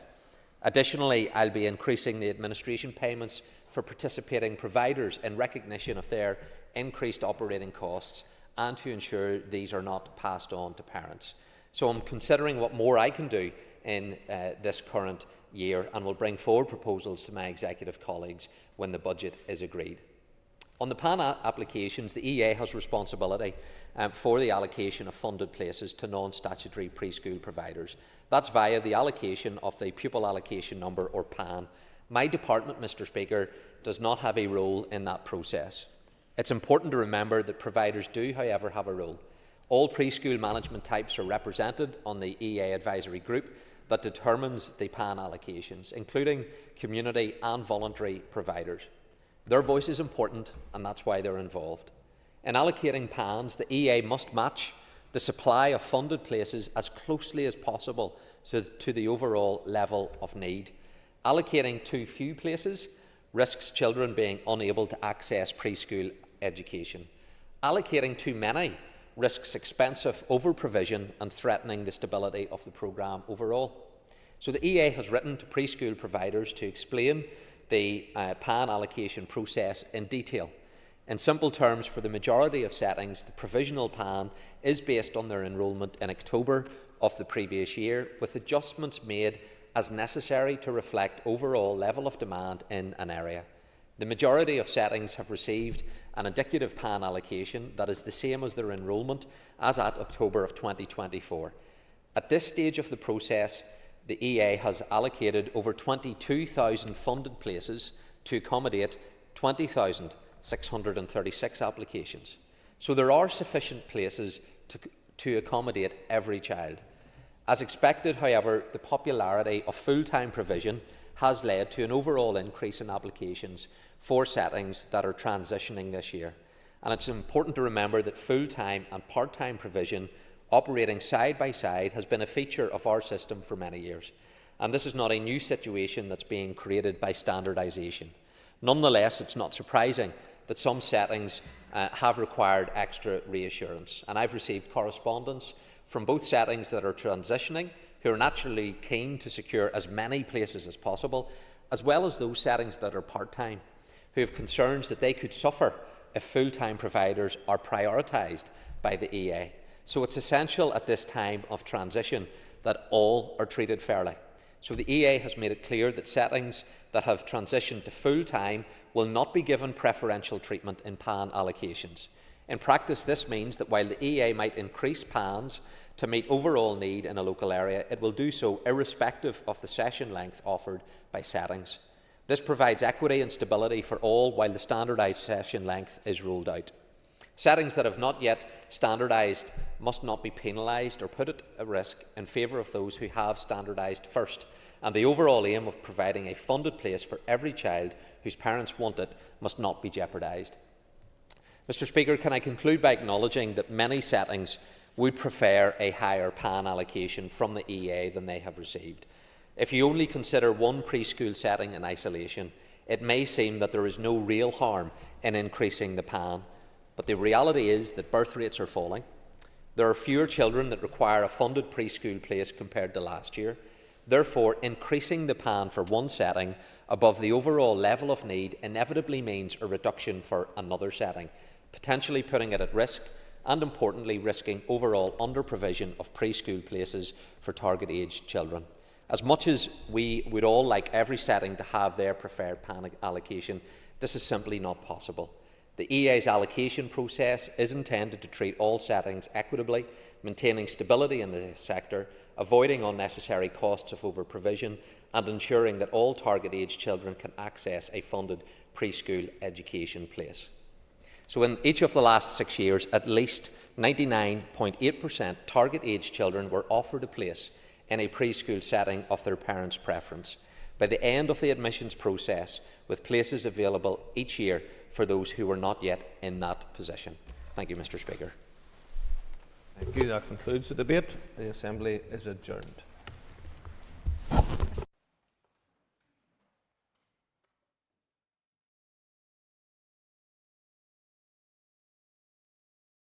Assembly